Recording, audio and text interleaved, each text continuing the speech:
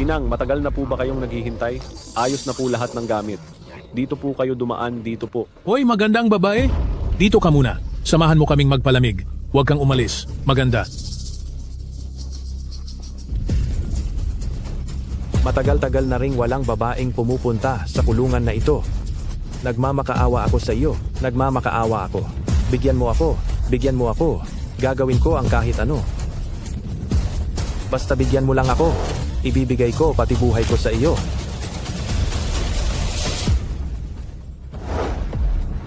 Guro, handa na po ang inyong disipulo.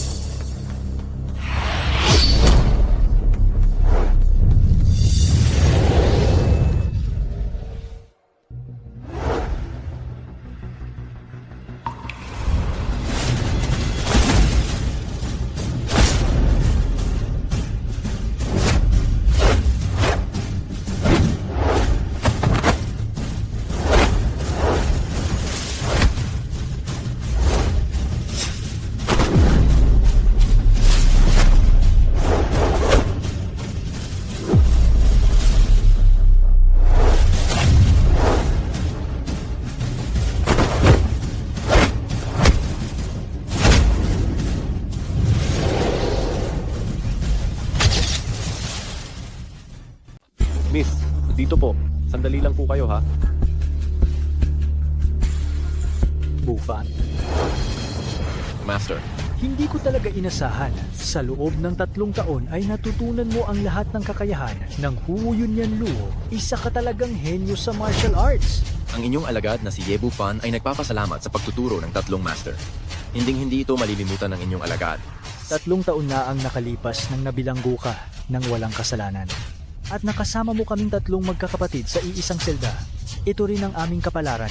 Ang inyong Master Uno ang nagturo sa iyo ng lahat ng martial arts sa mundo. Ako naman ang nagturo sa iyo ng daan ng negosyo.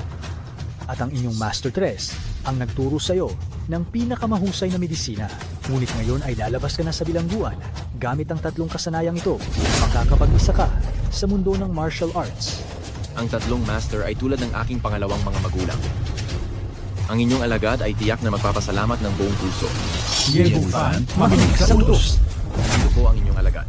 Tumahimik kayo. Huwag maingay.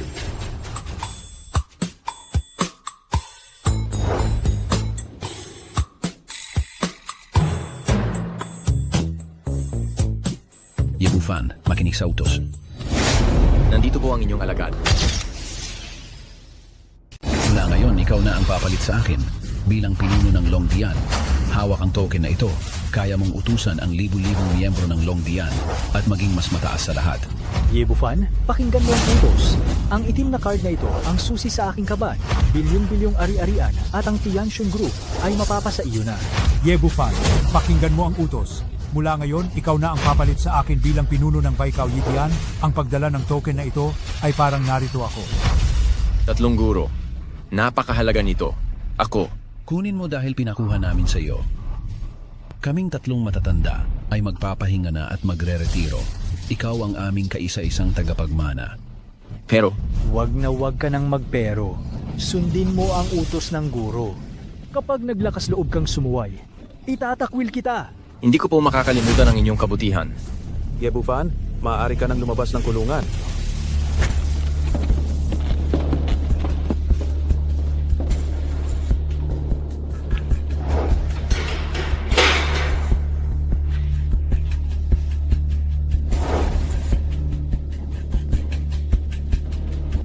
Yebufan, Mahal, Yebufan, matagal tayong hindi nagkita. asawa ko. Sinundo mo ba ako paglabas ko ng kulungan? Tara na, umuwi na tayo. Tingnan mo ito. Pirmahan mo na ang papel. Ano ito? Pirmahan mo na lang. Huwag ka nang maraming tanong. Diborsyo? Anong nangyayari? Anong sa tingin mo ang nangyayari? Si Boskin ay may-ari na ng isang pampublikong kumpanya. Ikaw nakakalabas lang mula sa bilangguan. Sa tingin mo ba ay karapat-dapat ka pa rin kay Boskin namin? Ruokswe? Ito ba ang gusto mo? Oh, mabuting maghiwalay na tayo ng mapayapa. Maghiwalay ng mapayapa? Nakalimutan mo na ba kung paano ako nakulong 3 taon na ang nakakaraan? Nakalimutan mo na ba? Wala akong pakialam kung paano ka nakulong. Malaki ang agwat nating dalawa. Ang isa ay nasa itaas. Ang isa ay isang bilanggo. Ayokong mag-aksaya ng kahit isang segundo kasama ang isang inutil na katulad mo. Hindi ko inasahan na ang pinagkakatiwalaan ko matapos akong maghintay ng mahigit 3 taon na ibinigay ko ang lahat para sa iyo, ay ito ang naging kapalit.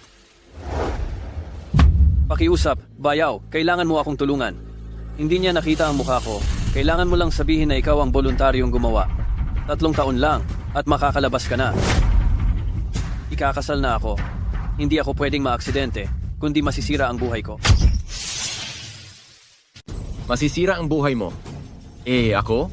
Hindi ba buhay din ang buhay ko? Bufan, huwag kang masyadong walang hiya. Kung hindi ka nagpakasal at nanirahan sa pamilya Kin, makakatira ka ba sa ganito kagandang bahay? Anong sinasabi mo? Kung makukulong ako, paano na ang ate mo? Bufan, pinag-isipan kong mabuti. Kailangan mo talagang pumunta. Ang kapatid kong lalaki ang tagapagmana ng pamilya Kin. At ang pamilya Kin ay matatapos kung wala siya.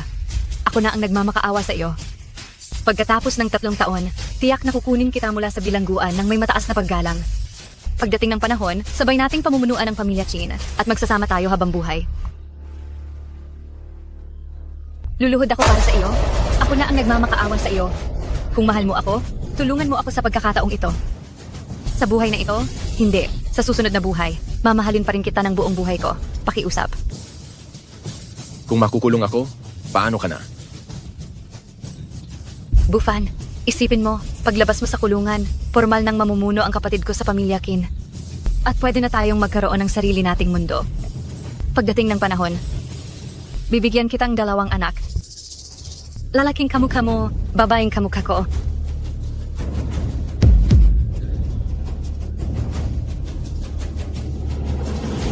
Bufan?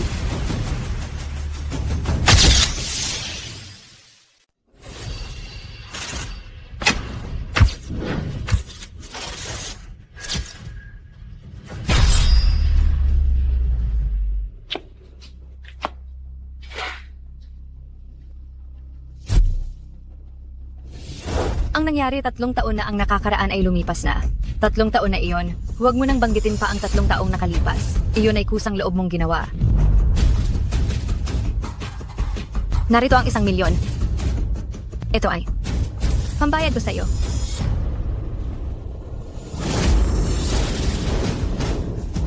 $1 milyon? 3 taon sa kulungan? Tapos 1 milyon lang ang ipapalit mo? Ano ba ang 1 milyon? Sino ka ba sa tingin mo? Marami na ang 1 milyon. Kung magtatrabaho ka ng 3 taon, makakakita ka ba ng ganyan kalaki? At saka, alamin mo muna kung sino ka. Isa ka lang naman na rapist. Ano ang sabi mo? Mali ba ang sinabi na?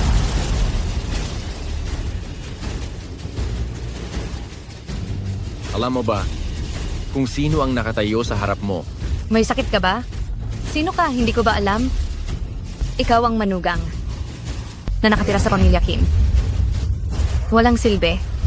Kung hindi dahil sa pamilya Kim, matagal ka na sanang namamalimos sa labas.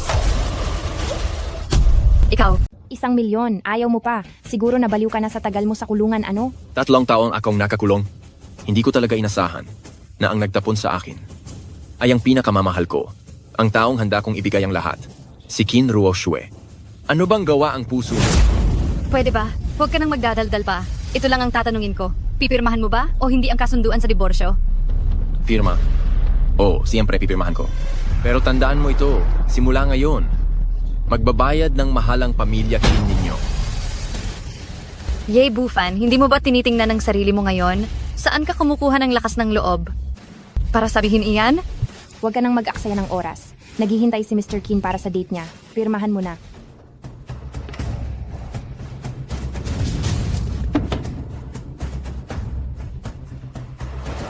Ikaw na mismo ang tumanggi sa 1 milyong ito. Wala akong pananagutan. Hello, umalis na tayo.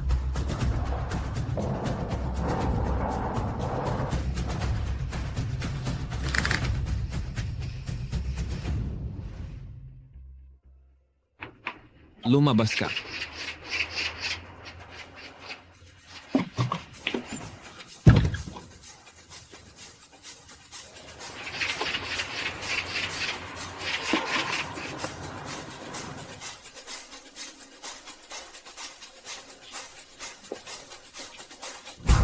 Hoy, hindi ba't ito ang bayaw ko? Nakalaya ka na?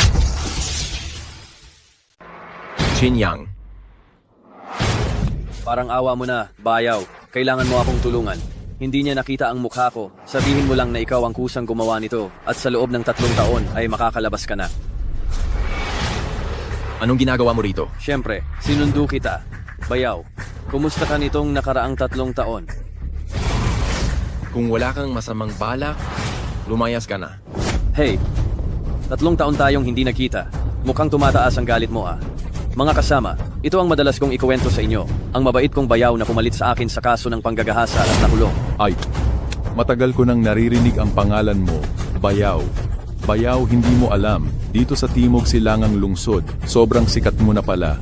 Ang sikat na sikat sa Timog Silangang Lungsod, na magnunukit. Tunay na nagpapasalamat ako sa iyo mula sa puso. Kung hindi dahil sa iyo, baka kalalabas ko lang din dito, hindi ba? Isang salita lang ng ate ko. Pumayag ka ng umako ng kaso ng panggagahasa. Sabihin mo nga putik ba o tae ang laman ng utak mo, ha? Tapos ka na bang magsalita? Tingnan mo nga ang galit mo.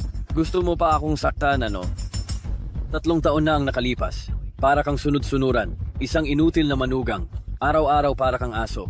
Nagluluto, naglalaba. Walang nikatiting na dignidad ng isang lalaki. Ngayon, 3 taong nagtagal sa kulungan, naglakas loob kang manukso. Gugulpiin mo ako. Kaya mo ba? Lumabas na ako ngayon. Kaya matatapos na ang masasarap mong araw. Tuturuan kita ang leksyon ngayon. Mga kapatid, bugbugin ninyo itong nanggahasang ito.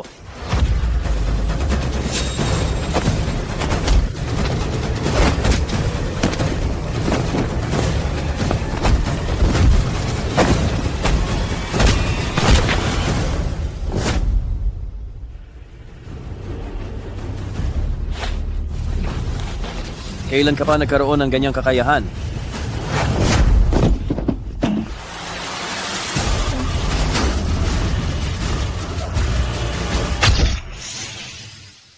Sabi ko na, ngayong nakabalik na ako, matatapos na ang masasarap mong araw. Umanda ko. Miga kasama. Umurong na tayo. 3 taon na ang lumipas. Ang utang sa akin ng pamilya Qin. Oras na para unti-unti nila itong bayaran.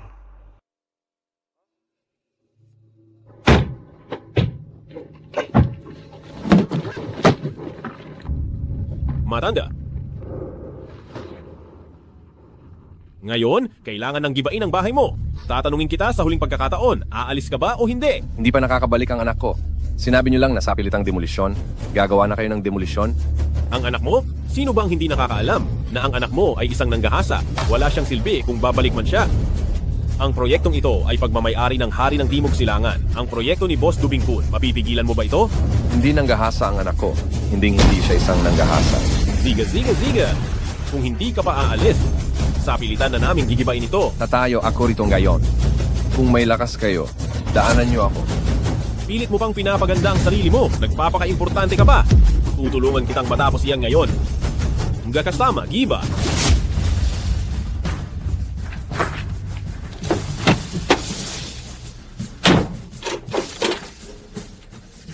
Tingnan ko kung sino ang magtatangkang gawin niyan. Tingnan ko kung sino ang magtatangkang gawin niyan.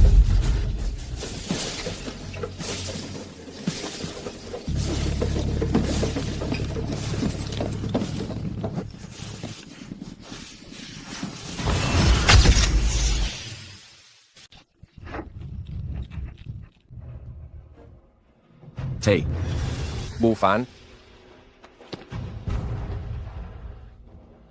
Nakabalik ka na. pasensya na, Tay. Nahuli akong dating. Ikaw, bata ka, saan ka nang galing? Ang lakas ng loob mo. Nangangahas kang sirain ng bahay namin? Ikaw ang may matinding lakas ng loob. Ikaw, yung rapist, si Ye Bufan, di ba? Nakalaya ka na pala? Bibigyan kita ng pagkakataon. Kunin mo na ang walang kwentang bagay mo at umalis ka. Ganyan na ba kalalaki ang boses ng mga rapist ngayon? Sa tingin ko, naghahanap ka ng kamatayan. Mga kasama, bugbugin nyo ang batang ito at pagkatapos, kasama ang bahay niya, ibaon nyo na. Ma'am, kamusta ang pagsusuri ninyo sa proyekto ng kumpanya ngayon? Bilisan mo, may nag-aaway sa harap. Tingnan mo kaagad. Tego!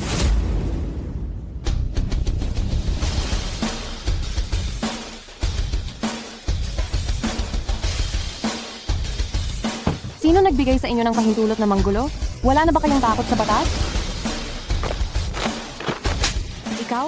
Napakalaking tao? Ginugulo mo ang matanda? Wala ka bang hiya? Hindi. Nagkamali ka. Siya ang tatay ko. Kaya pala sinasabi kong rapist kang bata ka dahil sa mukha mo pa lang, mukha ka nang walang kwenta. Hindi mahalaga kung sino sa inyo ang sumisira. Ang mahalaga, kailangan ninyong sumunod sa patakaran. Patakaran? Maliit na babae, pinapayuhan kitang lumayo para mamaya hindi ka madaplisan ng dugo. Huwag mong idamay ang inosenteng tao. Oy bata, alam mo ba kung sino ako? Ako ay tauhan ni Kuya Huy. Ang ginagawa namin ngayon ay proyekto ni Hari ng Timog Silangan Dubingkod, si Boss Kun. Si Boss Kun, siya ang number 1 na tao sa siyudad ng Timog Silangan. Naglakas loob kang saktan ako? Gusto mo pa bang magtrabaho rito? Si Dubingkon, ha? Gusto kong malaman, sinaktan ko ang tauhan niya. Ano ang magagawa niya? Tiger, Kuya Huy, nandiyan ka na. Sinasaktan lang kami ng batang ito at gusto niya pa akong saktan. Tingnan mo. bitawan mo siya. Bitawan. Binichivan na. Putang ina. Bufan, umalis ka na. Ako na ang bahala rito. Hindi pa umaalis ang mga basura na ito. Paano ako aalis muna? Tingnan ko kung ayaw mo nang mabuhay, ha? Ininsulto pa ng batang ito si Boss Kun. Anong klase kang tao? Naglakas loob ka pang insultuhin ang hari ng Timog Silangan na si Boss Kun? Kuya Huy, rapist lang ang batang ito. Kakalaya lang. Rapist, mukhang nabaliw ka sa kulungan at kung sino-sino na lang ang kinakalaban mo. Halika, bibigyan kita ng huling pagkakataon. Dilaan mo ang laway na ito at baka patawarin pa kita. Sa huli, isa ka lang palang aso ni Dubingkod. Anong sabi mo? Kung hindi kita papatayin ngayon, dadalhin ko ang plema at dilaan ito. Sige, maghintay ka. Hihingi ka pa ang tulong. Hoy, sa loob ng 3 minuto, pumunta ka sa minahan.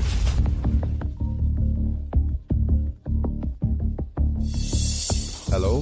Master Kun, bumalik sa kanilang bayan ang Hallmaster. Mabuti, pupunta na ako agad. Sinasabi ko sa iyo, mas mahalaga pa ang aso ni Master Du kaysa sa iyo, inutil. Sige, hindi ka naniniwala? Maghintay ka lang kung ganoon. Sige, ngayon ay gigisingin kita sa katotohanan. Mga kasama, baliin ninyo ang mga binti niya. Tumigil kayong lahat.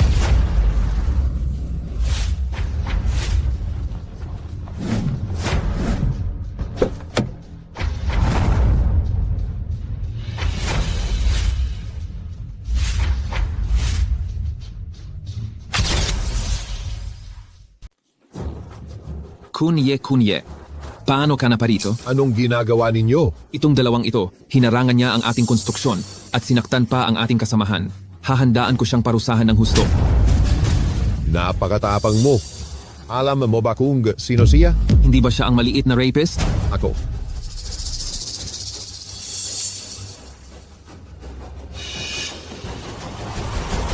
Jinongye. Ikaw ba si Dubingkun? Na tinutukoy ng aking master? Si Kinyang ba ang pinabagsak mo noong araw na yon? Ngayon, salamat sa dalaga sa pagtulong. Sa panahon ngayon, mga taong tulad mo ay bihira na.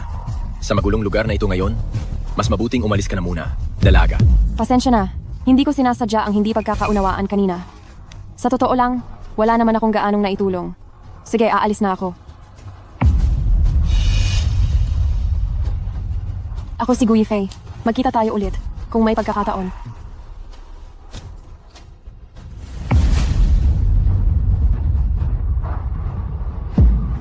Si Dubingkon, hari ng Timog Silangan, bumabati sa pinuno ng Dragon Hall. Simula ngayon, formal kong pamamahalaan ng Dragon Hall. Ang lahat ng miyembro ng Dragon Hall, magtrabaho ng may pagkakaisa. Susundin ko ang utos ng pinuno. Pinuno? Grabe ang gulo na nilikha mo ngayon. Alam mo ba? Paanong siya ang magiging pinuno? Lumuhod ka. Tubing Kun, mukhang magaling ka na sa lungsod ng Timog Silangan, ha? Ang mga tauhan mo ay malayang makakapag-demolish at makakapanakit ng tao kahit kailan. Hindi ko napamahalaan ng maayos ang aking nasasakupan. Hinihingi ko ang kaparusahan ng pinuno. Kunye, hindi, pinuno, nagkamali ako, dilaan ko. Tama na. Tay, umuwi na tayo.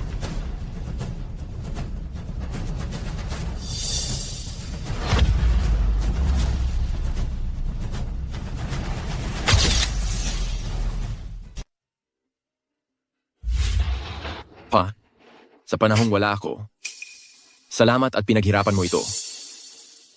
Bufan, bilisan mo at hanapin si Ruo Shue. Magpapakasal siya ngayon. Kailangan mo siyang pigilan. Pa, ako at siya, naghiwalay na. Naghiwalay?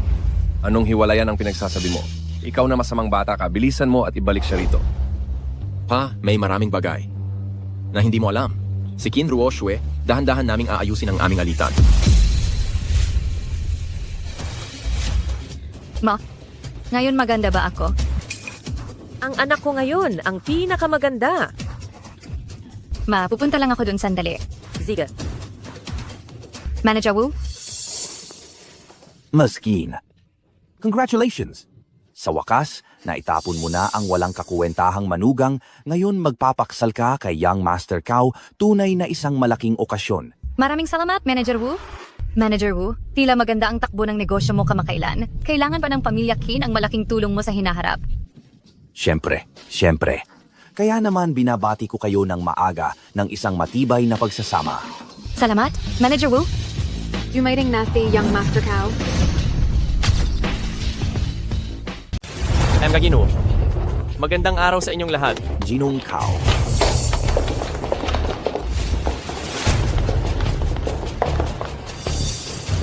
Ngayong nakatakda na ang inyong kasal kay Binibining Qin, nagbigay si Ginoong Cao ng isang espesyal na regalo. Perlas na alahas. 1,000 taon na lingzi. Isang plato ng jade. At isang set ng villa. Talaga namang napakalaki ng handog ni Ginoong Cao. Sa wakas, nakahanap na ang anak ko ng karapat-dapat na mapapangasawa. Sila ay talagang bagay na bagay. Si Ginoong Cao at Binibining Qin. Sila ay isang perpektong pares na itinadhana ng langit. Mahal ko. Nandito ka na rin sa wakas. Mahal. Magaling. Magaling.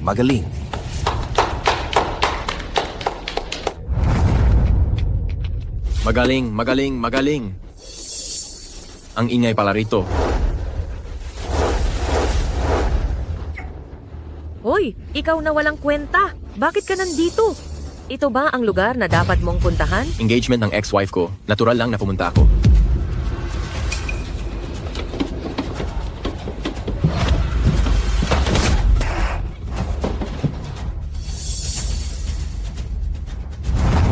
Ito ang maliit na regalo ko sa inyo.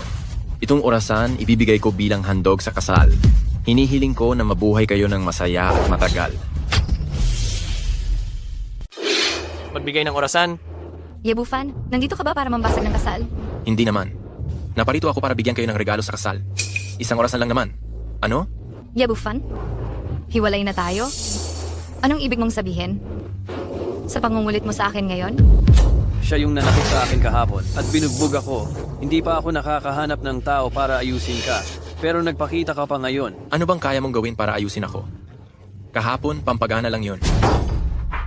Ikaw na, rapist. Ang kapal talaga ng mukha mo. Naparito ka ngayon. Gusto mo lang sigurong mangikil ng pera, hindi ba?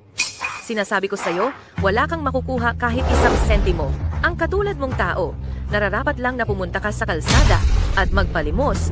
Anong tinawag mo sa akin? Tinawag kitang rapist. Ano? May problema ba? May problema ba? Mali ba yung sinabi ko? Lahat ng tao sa Timog Silangang Lungsod, sino ba ang hindi nakakaalam na ikaw, Yebufan, ay isang rapist? Nakakahiya ka. Mabuti na lang at ang anak ko, hiwalay na sa iyo. Ang galing ninyong magpanggap sa harap at sa likod. Kayong grupo ng tao. Dapat kayong mamatay. Tama na, Yebufan. Nang makipaghiwalay ako sa iyo, nagbigay ako ng bayad pinsala pero ikaw ang tumanggi. Ngayon, nandito ka na naman. Nagpapanggap, wala ka ng hiya. Pinapayuhan kitang, umalis ka na ngayon din. Wag. Ngayong nakarating na siya rito, paano naman siya aalis? Ikaw ba ang bida ngayong araw? Kanina pa ako tahimik, pinapanood kitang mag-artista. Ano? Tapos na ba ang palabas mo? Ginoong Kao, huwag kang magalit siya. Kilala ko siya. Ang tanyag na basura, ang manugang na walang silbi, ang tanyag na manggagahasa. Hoy, bata, alam mo ba kung sino ako? Sino ka ba sa tingin mo?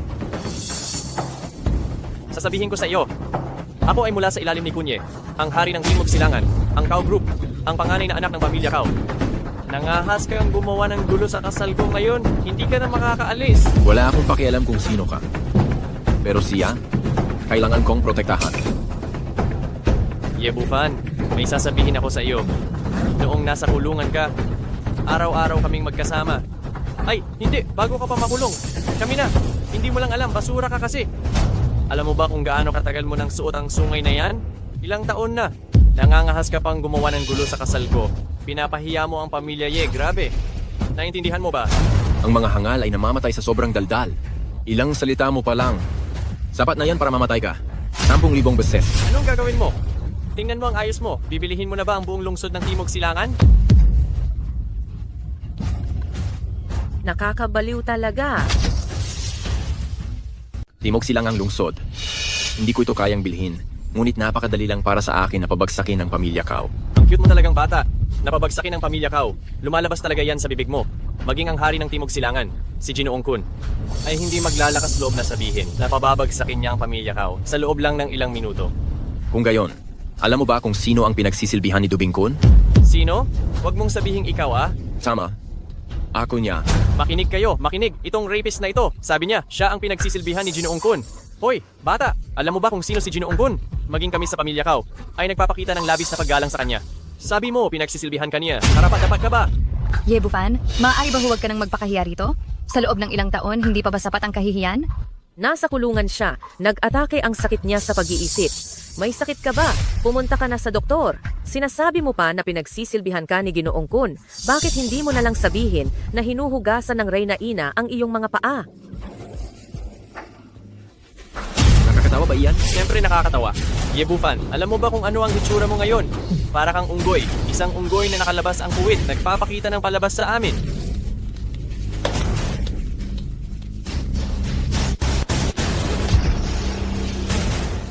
Bata, wala akong pakialam kung tanga ka talaga o nagkukunwari ka lang. Bibigyan kita ng pagkakataon. Lumuhod ka ngayon, yumuko ka ng 100 beses sa akin, at tawagin mo akong lolo at palalayain na kita. Ano? Ako ang tatawag sa iyo. Karapat-dapat ka ba? Ikaw na isang basura. Bakit naman ako magiging hindi karapat-dapat? Sige, binibigyan mo ako ng pagkakataon, hindi ba? Kung gayon, bibigyan ko rin kayo ng pagkakataon. Makinig kayong lahat ng pamilya Chin. Bibigyan ko kayo ng 3 araw. Sa loob ng 3 araw, lumuhod kayo at yumuko sa akin ng 100 beses. Lumuhod at humingi ng tawad. Kung hindi, puputulin ko ang inyong mga landas. May sakit ka ba, Yebufan? Sino ka sa tingin mo? Pinapalood mo pa kaming humingi ng tawad at puputulin ang sarili naming mga landas. Baka may delusion ka na. Hindi to delusion. May sakit lang talaga siya sa pag-iisip. May sakit ka, dali, magpa-ospital ka. Ako na ang magbabayad sa ospital. Kailangan mo lang tandaan 3 araw. Lumuhod at humingi ng tawad. At ikaw na may apelidong Kao. Pareho ang trato sa iyo at sa kanila. Bibigyan ko rin kayo ng 3 araw. Sa tingin ko, gusto mo nang mamatay. Wala pa akong nakita na ganyan kayabang sa harap ko. At isa pa siyang rapist. Subukan mo lang ulit sabihin na rapist ako. At dudurugin ko ang mukha mo. Galit ka na, rapist ka. Ito ay isang bagay na alam ng lahat. Pero hindi ko pwedeng sabihin yon. Rapist. Rapist. Rapist. Sige, suntukin mo ako. Gago ka. Maglalakas loob ka bang suntukin ako? Yebufan, nabaliw ka na ba? Utsa, ikaw. Ano ka ba sa tingin mo? Bakit ako matatakot? Mahal? Yebufan, sisiguraduhin kong hindi mo na masisilayan ang araw bukas. Mga tao. Tingnan natin kung may kakayahan ka ba. Ito lang ba ang mga kasama mo? Mas mabuti pang huwag ka nang magpahanap ng away sa akin.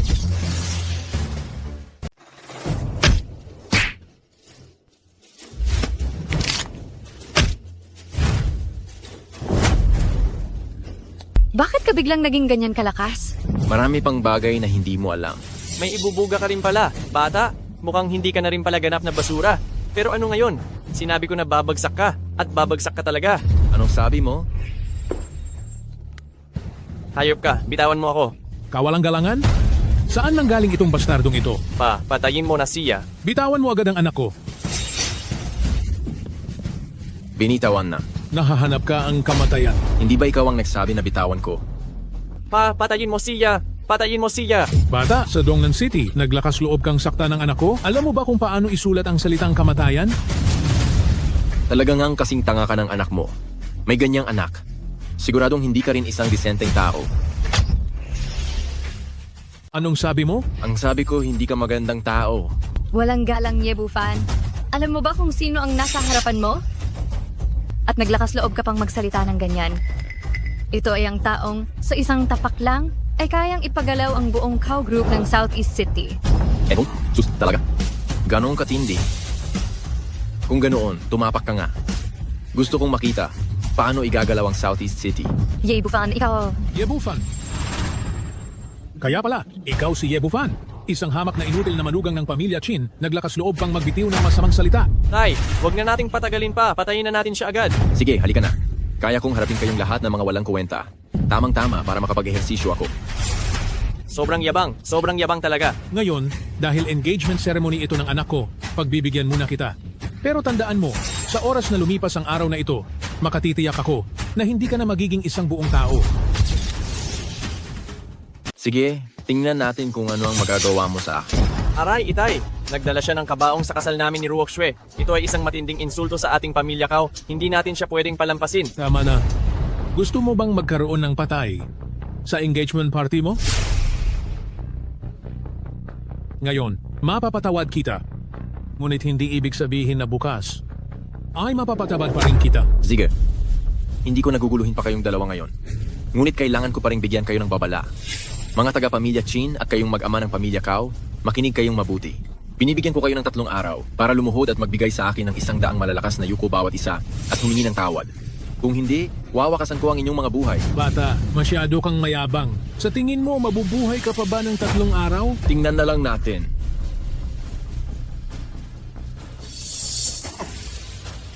Munti ko nang makalimutan. Hindi ko pa pala na ibibigay ang regalo.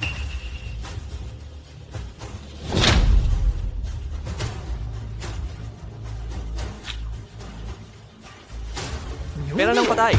Itay, ganyan niya tayo hinamak, pinakawalan lang natin siya? Bakit ka nag-aalala? Hindi mo ba nakikita? Sinasadya niyang sirain ang engagement party mo. Wala siyang mawawala dahil wala naman siyang pag-aari. Huwag kang mag-alala.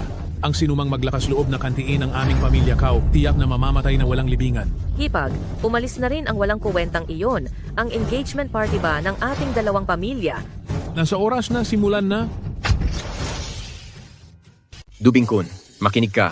Sa loob ng 3 araw, sumunod ka sa utos ko at paniguraduhin mong mawawala ang pamilya Chin at pamilya Kao sa Timog Silangang Lungsod. Masusunod.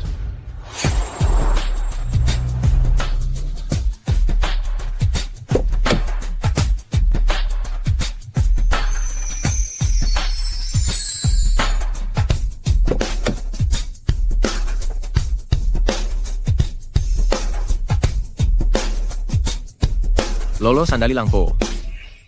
Ikaw pala. Ginanggu. Sino po ang matandang ito? Siya ang aking lolo. Lolo, siya si Ginoong Ye. Ginoong Ye, hindi ko inaasahang magkikita tayo kaagad. Ginanggu, may problema ang kutis ng lolo mo. Ito ay isang malaking palatandaan ng kamalasan. Natatakot akong malapit na siyang mamatay. Ano ang sinasabi mo? Sinasabi kong ang lolo mo ay hindi na magtatagal. Ginoong Ye, kahit na nagkita na tayo minsan, hindi iyon nangangahulugang maaari mo nang sumpain ng ganyan ng lolo mo. Binata, tumingin ka. Napakalakas ng katawan ko. Paanong hindi ako magtatagal? Tama, napakalakas mo lolo at palagi kang nagpapacheck up. Imposibleng magkaroon ka ng problema. Ginoong Ye, dahil sa nangyari kanina, hinahangaan talaga kita. Ngunit hindi iyon nangangahulugang maaari mo nang siraan ang pamilya ko. Nakikita ko lang siya na may maitim na kulay ang noo at mukha, na senyales ng kamatayan, at malabo ang kanyang mga mata.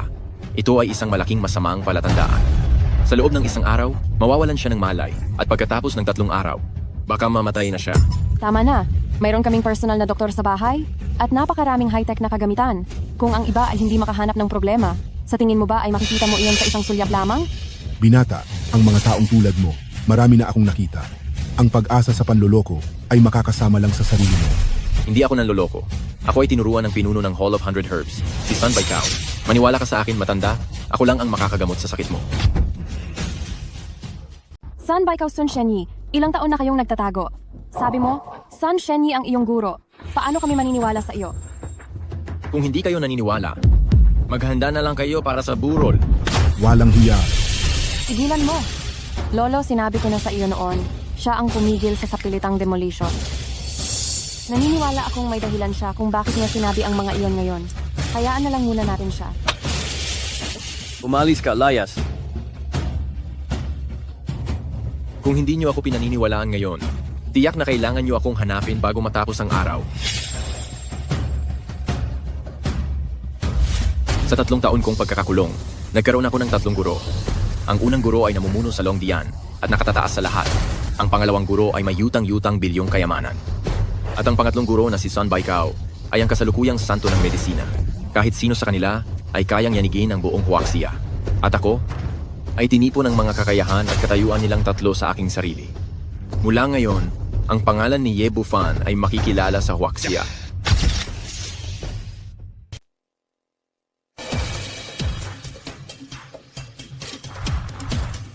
Doktor, kumusta na ang sakit ng tatay ko? Hindi maganda ang sitwasyon. Ang sakit ni Matandang Gu ay kakaiba. Hindi ko ito masuri, ngunit sa lagay ng kanyang katawan, mukhang wala na siyang pag-asa. Ano ang silbi ng pagpapakain ko sa inyo? Hindi nyo man lang matukoy kung anong sakit. Ginoong Gu, talagang humihingi ako ng paumanhin. Talagang hindi ko mahanap ang sakit. Masyado kasing biglaan ang sakit ni Matandang Gu. Kahapon, maayos pa siya. Ngayong araw bigla na lang siyang hinimatay. Tiyak na may problema rito. Hanapin nyo ito para sa akin. Kung hindi nyo ito matukoy, isasama kitang ilibing sa tabi ng tatay ko. Ang nakita ko lang ay siya. May kulay itim sa pagitan ng kanyang mga kilay at may itsura ng kamatayan. Ang mga mata niya ay mapurol. Ito ay isang malaking palatandaan ng sakuna. Hindi lalampas sa isang araw ay hihimatayin siya. At sa loob ng 3 araw, baka mamatay siya. Tito, may naalala akong isang bagay. Ano? Sa tingin ko, alam ko na kung sino ang makakapagligtas kay Lolo. Sino? Bigyan mo ako ng 2 oras at hahanapin ko ang taong iyon. Mapagkakatiwalaan ba yan? Kung mapagkakatiwalaan o hindi, tara na at tingnan natin. Bilisan mo.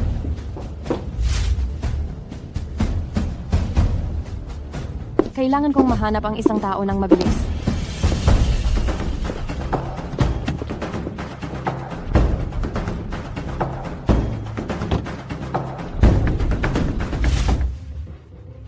Handa na po ang noodles nyo. Mabuting kumain po kayo.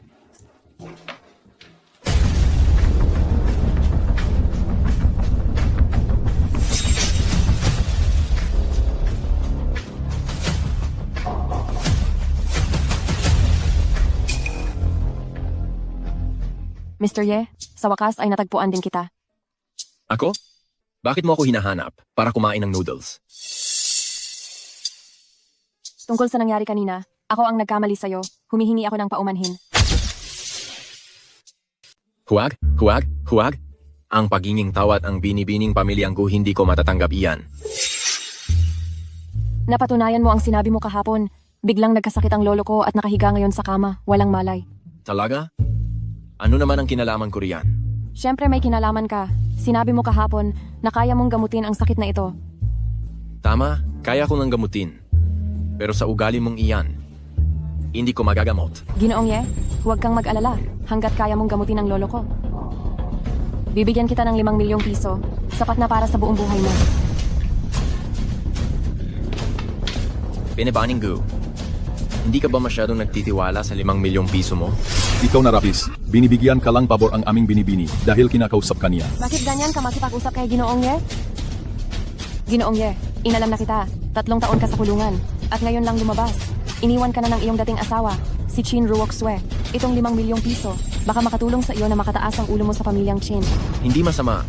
Nailahad mo ang buong detalye tungkol sa akin sa maikling oras lang. May kakayahan ka nga talaga. Pero kahapon, ayaw mo bang maniwala sa akin? Bakit ngayon bigla kang tumakbo rito? Ginoong Ye, ang pamilyang Gu ay 1 trilyong korporasyon. Ang pinakamalaking subsidyaryo sa ilalim ng Tianxun Group. Kung handa kang iligtas ang lolo ko, ibibigay ko sa iyo ang kahit anong gusto mo. Tianshun Group. Ye Bufan, sundin ang utos na ito. Ang itim na card na ito ang susi sa aking vault at ang bilyong-bilyong ari-arian at ang Tianshun Group ay ipinapamana ko sa iyo. Aba, tauhan ko lang pala siya. Hindi ko masabi, pero gusto ko talaga ang ganyang diretsahan mong ugali. Hayaan mong sabihin ko ito sa iyo, ang sakit ng lolo mo, kahit sino, madali lang gamutin. Pero ang sinseridad mo, mukhang kulang pa. Sinseridad? Ano ang gusto mo? Maari mong sabihin ng direkta. Ano ang gusto ko? Ano ang gusto ko? Hindi ko pa naiisip. Kapag naisip ko na, sasabihin ko sa iyo, pwede ba? Oo, iligtas mo muna ang lolo ko. Hanggat kaya mong gamutin siya, ano man ang gusto mo, ibibigay ko sa iyo. Huwag mong kalilimutan ang sinabi mo. Huwag kang magbago ng isip, ha? Hanggat kaya kong gawin. Ang ipinangako ko sa iyo, tutuparin ko.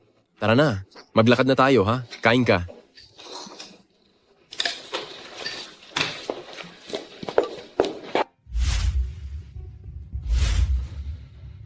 Anong oras na? Hindi ba't sinabi ni Yifei na magpapasundo siya ng isang bihasang tao para gamutin ang lolo mo? Bakit wala pa ring balita hanggang ngayon? Anong bihasang tao ang makikilala ni Gu Yifei? Sa tingin ko, ang lolo sa pagkakataong ito, baka nasa panganib na. Mr. Ye, pumasok po kayo.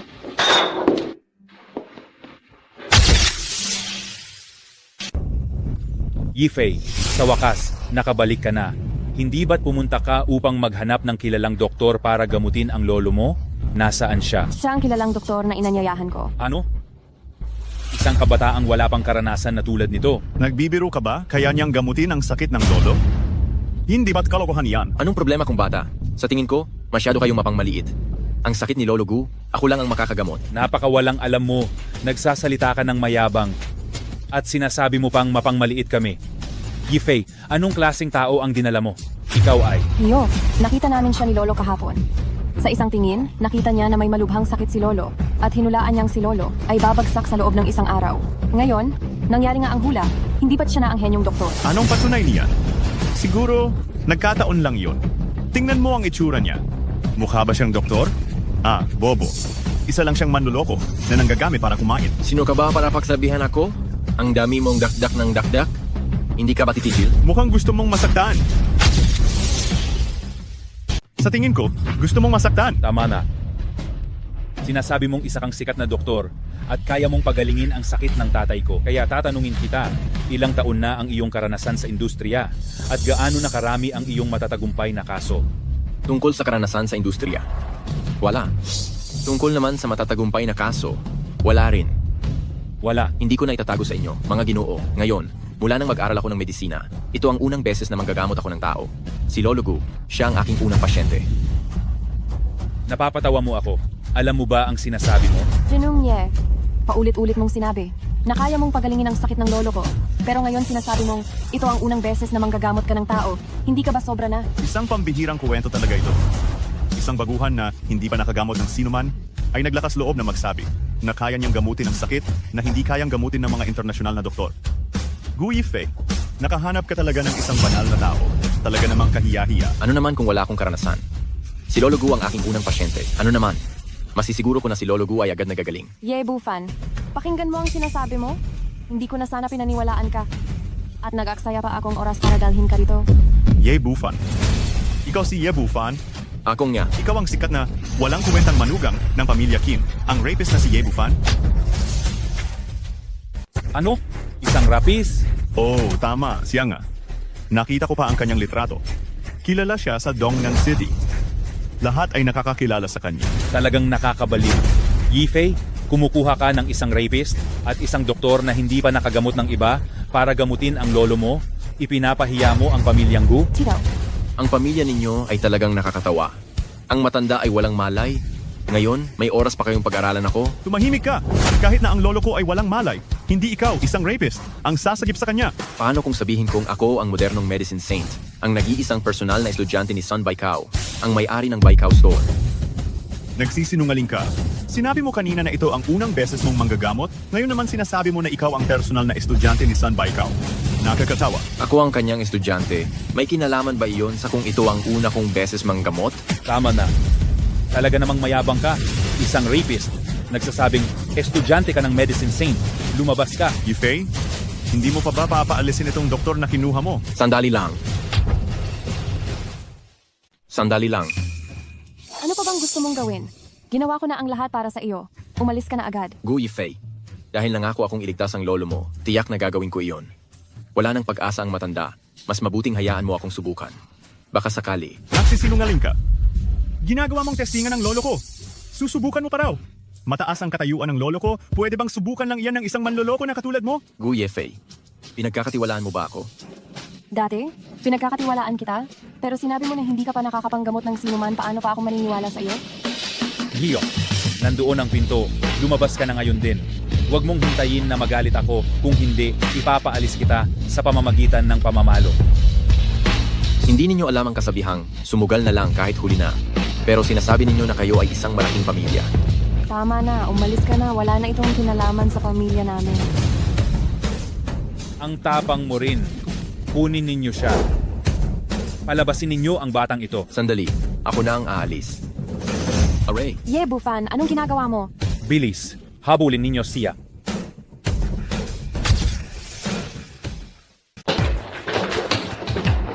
Buksan mo ang pinto. Tumabi kayo. Ang batang ito, naglakas loob na pumasok sa silid ni tatay. Gu Yifei, tingnan mo ang ginawa mo. Para ka lang nagdala ng ahas sa loob. Kung magkaroon siya ng masamang bala kay Lolo, kaya mo bang panagutan iyan? Dali, hanapin niyo ang susi. Buksan ang pinto. Si Lolo ang pinakamahalaga. Kukunin ko ang susi.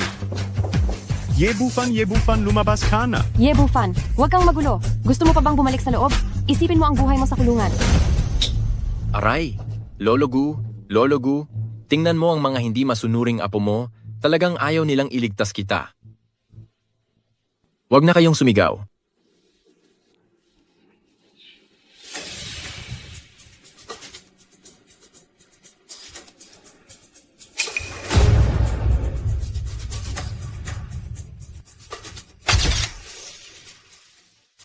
Umalis ka. Huwag kang gagalaw. Hoy, huwag kang gumalaw. Isang tusok na lang. Ikaw, Ye Bufan, ang kapal ng mukha mo. Tapos na. Tinupad ko ang pangako kong iligtas siya para sa inyo. Hoy, tinulungan ko kayong iligtas ang lolo mo. Bakit mo ako sinasaktan? Dapat ka lang saktan. Ano itong ginagawa mo? Anak na, papatayin kita ngayon. Tao, ikulong niyo siya sa selda at turuan niyo ng leksyon. Teka lang, tingnan niyo ang matanda.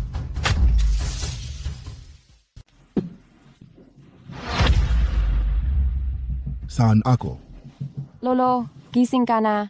Ngayon alam mo na kung gaano ka hindi dapat yung sampal na yan, hindi ba? Tay, kumusta ang pakiramdam mo? Tulungan mo akong makabangon.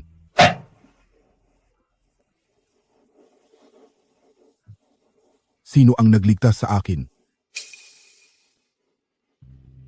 Siya. Ikaw nga talaga, binata. Mukhang may kaya ka talaga. Matandang Gu, hindi mo alam, para lang iligtas ka. Marami akong tiniis na hirap. Anong paraan ba ang ginamit mo para gumaling ang tatay ko? Sasabihin ko sa'yo, maiintindihan mo ba? Impossible. Hindi na nga nakayanan ng lahat ng mga sikat na doktor at eksperto. Tapos ikaw, na parang wala, sa unang beses pa lang namang gamot ay mapapagaling mo na agad? Hoy bata, anong masamang balak ang ginawa mo? Tama na. Tingnan na lang ang resulta, huwag na tanungin ang proseso. Yifei, niligtas ako ng binatang ito. Kailangan mong bigyan siyang magandang pabuya. Huwag kang mag-alala. Pasasalamatan ko siya ng maayos. Hala tay, magpahinga ka muna.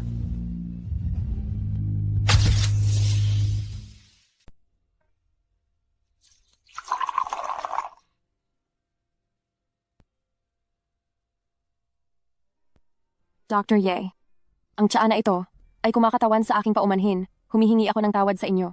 Ang pamilya Gu ay labis akong ininsulto at ginawa ng masama, tapos sinampal mo pa ako, isang tasa ng tsaa lang ang magpapabago ng isip ko? Ano ang gusto mong mangyari, Dr. Ye?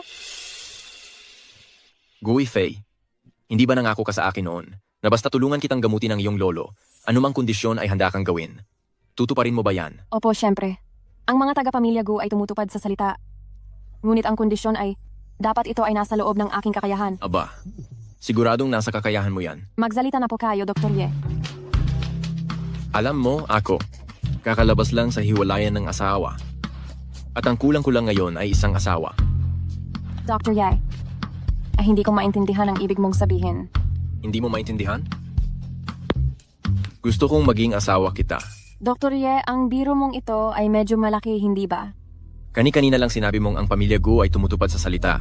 Hindi pa umabot ng 1 minuto. Babawiin mo na agad? Kung ganoon, tatanungin kita, seryoso ka ba? Seryoso ako, oo.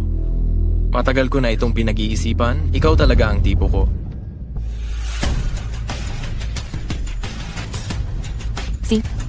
Pumapayag ako. Pumayag ka na. Huwag kang babawi. Ibig sabihin, habang buhay na yan. Hanggat nangangahas kang sabihin na habang buhay, nangangahas din akong sabihin na habang buhay. Sige, masaya ako. Mabuti. Bukas, magpapahanda ang pamilya Gu ng isang salusalo para ipagdiwang ang paggaling ng aking lolo, sumama ka sa akin, at ipapahayag ko ito sa kanilang harapan. Sige. Kaya naman, para sa biglaang habang buhay na ito, tagay.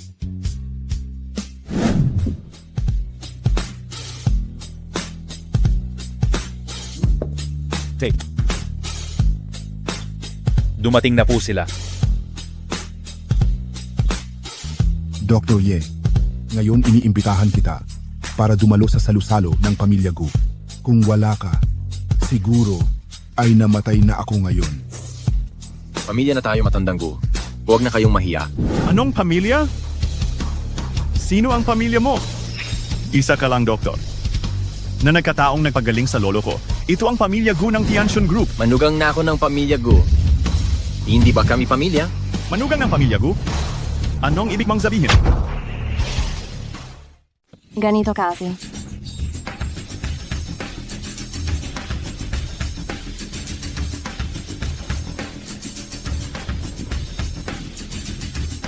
Ngayon na magkakasama tayo, may mahalaga akong sasabihin sa inyong lahat.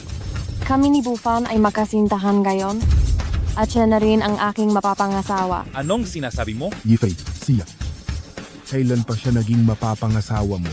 Lolo, kahapon lang po, noong gumaling kayo sa sakit dahil kay Bufan. Gu Yifei, masyado kang mapangahas? May mga patakaran ang pamilya Gu? Ang pagpapakasal ng mga anak ng pamilya Gu ay kailangang ipaalam. Nagpaalam ka ba? Hindi ba tayo nagpapaalam ngayon? Yifei, masyado kang ipadalos-dalos. Nakakatawa ka. Alam niyo ba kung sino itong si Ye Bufan? Siya ang walang kwentang manugang ng pamilya Qin. 3 taon na ang nakalipas. Nakulong siya dahil sa panggagahasa. Kakalaya lang niya ngayon. Gu Yifei, pinili mo ang isang rapist na tulad nito para maging mapapangasawa mo. Ano ang balak mo? Ang pamilya Gu. Paano na tayo makakapamuhay sa Southeast City? Rapist ka ng rapist, rapist ka ng rapist. Nakita mo ba o narinig mo? Hindi ako, si Ye Bufan, manggagagasa ng kahit sino. Sa loob lang ng ilang araw, ibubunyag ko ang katotohanan sa publiko. Napakakwela. 3 taon kang nakulong, tapos sasabihin mong hindi ka rapist. Niloloko mo ba ang mga bata? Tama na. Wala akong pakialam kung sino siya. Malinaw na ang aking paninindigan. Kaya't sana po ay suportahan ako ng lolo at lahat ng miyembro ng pamilya Gu. Gu Yifei, sobrang simple ng pag-iisip mo, hindi ba? Ang aming pamilya Gu ay isang multi-trillion group, ang pinakamalaking subsidiary sa ilalim ng Tianxun na may napakataas na katayuan sa lipunan. Alam ko, may utang na loob ang pamilya Gu kay Dr. Ye, pero may record siya ng panggagahasa. Kung pakakasalan mo siya, kung kumalat ito, nasaan na ang reputasyon ng pamilya Gu? Kung maapektuhan nito ang market value ng Tianxun Group, at kung magalit ang Tianxun Group, hindi natin kakayanin ang responsibilidad. Huwag kang mag-alala, tinitiyak ko, ang punong tanggapan ng Tianxun Group ay walang magiging reklamo. Anong tinitiyak mong kahibangan? Ano ang kaya mong tiyakin? Alam mo ba kung anong konsepto ang Tianxun Group? Ilang araw ka pa lang nakalabas ng kulungan? Tapos ganyan ka na kung magsalita na parang mayabang? Hindi lang ako makakatiyak na walang reklamo ang punong tanggapan ng Tianxun Group, kundi pati na rin ang kasal namin ni Gu Yifei ay buong pusong susuportahan ng punong tanggapan. Hindi lang iyon, ipapagawa ko pa sa inyo ang pinakamahalagang proyekto na hawak nila para sa pamilya Gu. Napakayabang mo. Mara, sinabi niya iyon kanina? Narinig ninyo ba? Ayon sa sinabi mo, ang Tianxun Group ay sa pamilya mo pala? Tama. Ang Tianxun Group ay sa pamilya ko. Ang kapal ng mukha mong magsabi niyan. Hindi ka doktor. Isa kang baliw, isang malaking baliw na may sakit sa utak. Ye Bufan, wag mong sabihin yan. Noon, humanga pa ako sa galing mo sa medisina. Pero ngayon, mukhang nagkataon lang ang lahat. Payo ko sa iyo, baguhin mo na ang masama mong ugali ng pagiging madaldal. Nababaliw ka na ba sa tagal mo sa kulungan? Paano mo naman nasabi na hindi totoo ang sinasabi ko? Alam mo ba kung ano ang sinasabi mo? Sinasabi mo na sa iyo ang Tianjin Group, tapos ngayon ay nagpapaliwanag ka na naman. Alin ba sa mga salita mo ang totoo? Ang bawat salita ay totoo. Tama na, Ye Bufan. Hindi ang pamilya Gu ang lugar para magpasikat ka. Sa panlabas, mukha ka namang hindi isang walang kuwenta. Pero bakit ganyan ka magsalita? Napakawalang katuturan. Tungkol sa kasal mo kay Yifei, hindi ako sumasang-ayon. Hindi lang dahil sa pinanggalingan, kundi pati na rin sa karanasan. Malaki ang agwat ninyong dalawa. Lolo, pumayag na ako kay Bufan. Wala akong ibang papakasalan kundi siya. Kawalang katuturan. Ako pa rin ang masusunod sa bahay na ito. Sinabi kong hindi. Kaya hindi. Isang umalis na sa asawa at bayaw pa. At isa pang nanggahasa. Gustong pumasok sa pamilya Gu. Hindi ba magiging malaking katatawanan ng pamilya Gu? Bukas, magsasagawa ang Tianjin Group ng isang bidding banquet na nagkakahalaga ng 100 bilyong piso sa Southeast Grand Hotel. Kung may kakayahan akong tulungan ang inyong pamilya Gu na manalo sa bidding, hindi ba't magkakaroon na ako ng karapatang pakasalan si Gu Yifei? Isang malaking biro, kahit na ang aming pamilya Gu ay subsidiary ng Tianjin Group. Nakakalap na ako ng impormasyon. Ang bidding na ito ay itinalaga na sa pamilya Kao. Wala na tayong pag-asang manalo. Kaya nga sinabi ko, paano kung may kakayahan akong ipapanalo ang pamilya Gu ninyo? Sabi ko na sa iyo, walang anumang posibilidad. Kami ay pangalawang tao lang ng Tianjin Group at si President Du Jicheng mismo ang nagsabi niyan sa akin. Hindi mo na kailangang mag-alala tungkol dyan. Ang kailangan ko lang kumpirmahin, kung magagawa ko yan, magiging karapat-dapat na ba akong mapangasawa si Gu Yifei? Siyempre, hanggat mapapasa kamay mo ang bilyon-bilyong proyektong ito at magiging pinakamalaking pamilya, ang pamilya Gu sa Timog Silangan.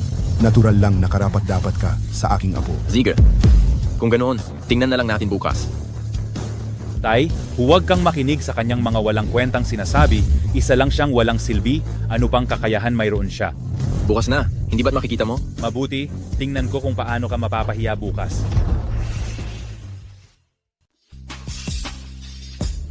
Ang dokumentong ito, tingnan mo itong mabuti. Ito ang mga papel para sa pagbibid ng Tianjin Group bukas. Huwag mong pabayaan na masira ang mahalagang bagay na ito. Anong meron dyan na kailangang tingnan? Hindi ba matagal na itong na-pre-arrange para sa atin? Ang angkan ni Kao. Bukas ay formalidad na lang. Napakalaki ng kahalagahan ng bagay na ito. Ito ay bilyon-bilyong proyekto. Kunin mo yan. Tayo na ang magiging pinakaunang pamilya sa Timog Silangan. Kahit na ito ay na-pre-arrange na. Ngunit ang formalidad na ito, kailangan pa rin nating gawin. Sige, alam ko na. Titingnan ko mamaya.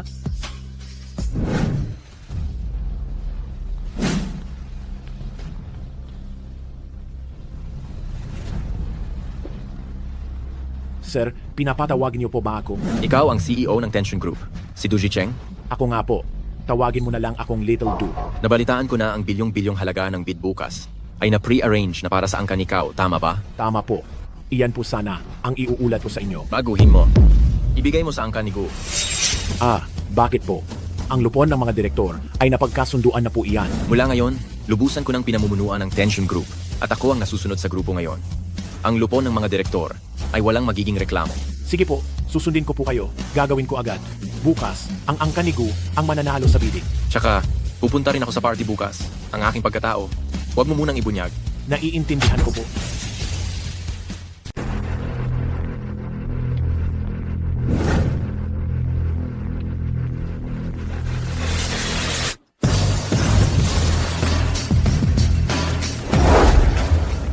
Sa ganitong okasyon ngayon, nandito ang lahat ng mararangal na pamilya ng Timog Silangan. Ang presidente ng grupong Tianjin, si Du Jicheng ay dumalo rin. Sumunod ka sa akin ng mahigpit mamaya, huwag kang magsalita kung ano-ano. Mukhang hindi ka naniniwala sa sinabi ko kahapon na maaari kong panalunin ang bid para sa inyo. Pakinggan mo ang sinasabi mo. Paano ako maniniwala? Si, bibigyan kita ng sorpresa mamaya. Hindi ba't si basurang yayan? Alam mo bata, wala akong oras para asikasuhin ka ngayon. Bibigyan pa kita ng isang araw para mabuhay. Ang 3 araw na palugit na ibinigay ko sa iyo, 2 araw na lang ang natitira. Anong pinagsasabi mo? Inutil, hindi mo ba tinitingnan kung sino ka? Sino po sila? Siya ang aking dating asawa, si Qin Ruoshue. At itong isang ito naman ay si Cao Xiaoliang, ang binata ng pamilyang Cao. Narinig ko na. Kilalang tao sila sa lungsod ng Timog Silangan. Hindi siguro, Ye Bufan. Hindi siguro. Ang bago mong babae yan. Kung tama ang hula ko, dapat kinuha mo siya sa isang nightclub, di ba? Pinipining Qin. Ang pamilyang Qin ay isang disenteng pamilya. Ang ganyang klaseng mga salita, mas mabuting huwag mo nang bigkasin. May mali ba sa sinabi ko? Kung titingnan si Ye Bufan ngayon na mukhang basag ulero, bukod sa pagsasama ng babae mula sa nightclub, saan pa ba siya kukuha? Nagkamali ka talaga. Siya si Binibining Gu Yifei ng pamilyang Gu. Hindi lang mas mayaman kaysa sayo, mas maganda rin kaysa sayo. At saka, fiancé ko na siya ngayon. Ano bang kabaliwan ng sinasabi mo? Ang binibini ng pamilyang Gu, magkakagusto sa iyo? Isa kang baliw na nananaginip. Ikaw, bata, isa ka talagang kakaibang tao. Pumunta ka pa rito, sasali ka rin sa bid dinner ng Tianxun Group. Anong karapatan niya para dumalo sa ganitong mataas na antas ng bangkete? Huwag mong kalimutan, isa lang siyang rapist.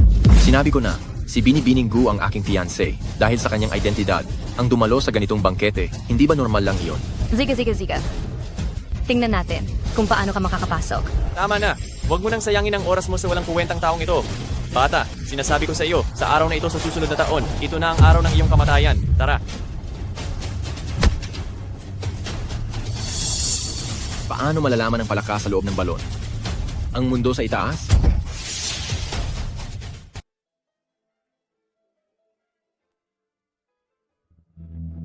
Ginoong Cao na ayos na ang bidding na ito. Ay, salamat sa papuri. Bakit ngayon lang kayo dumating? Malapit nang magsimula ang salo-salo. Huwag kang mag-alala, Itay. Wala pa si Ginoong Du. Sasabihin ko sa inyo, sa salo-salo ngayong gabi, ang pamilya Cao ang bida. At saka, iyong pinahanda ko sa iyo, handa na ba lahat? Huwag kang mag-alala, Itay. Lahat ay handa na.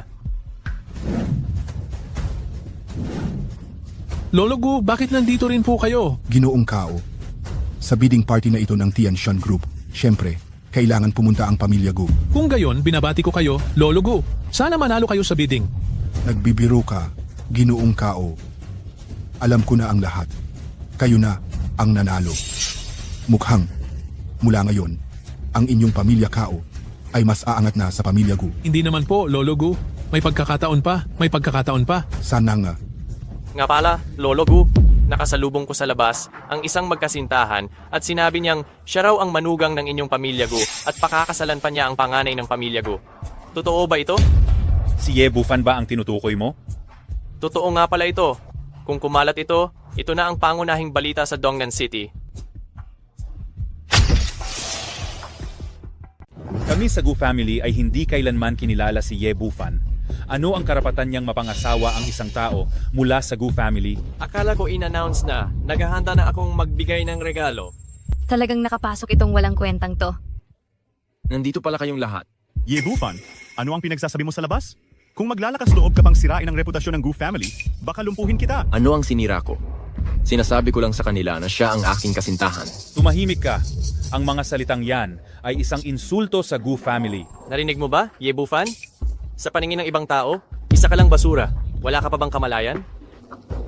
Kaya pala napakayabang ng batang to kahapon, kaya pala sa likod nito, mayroong panganay na binibini ng Gu family na sumusuporta sa kanya.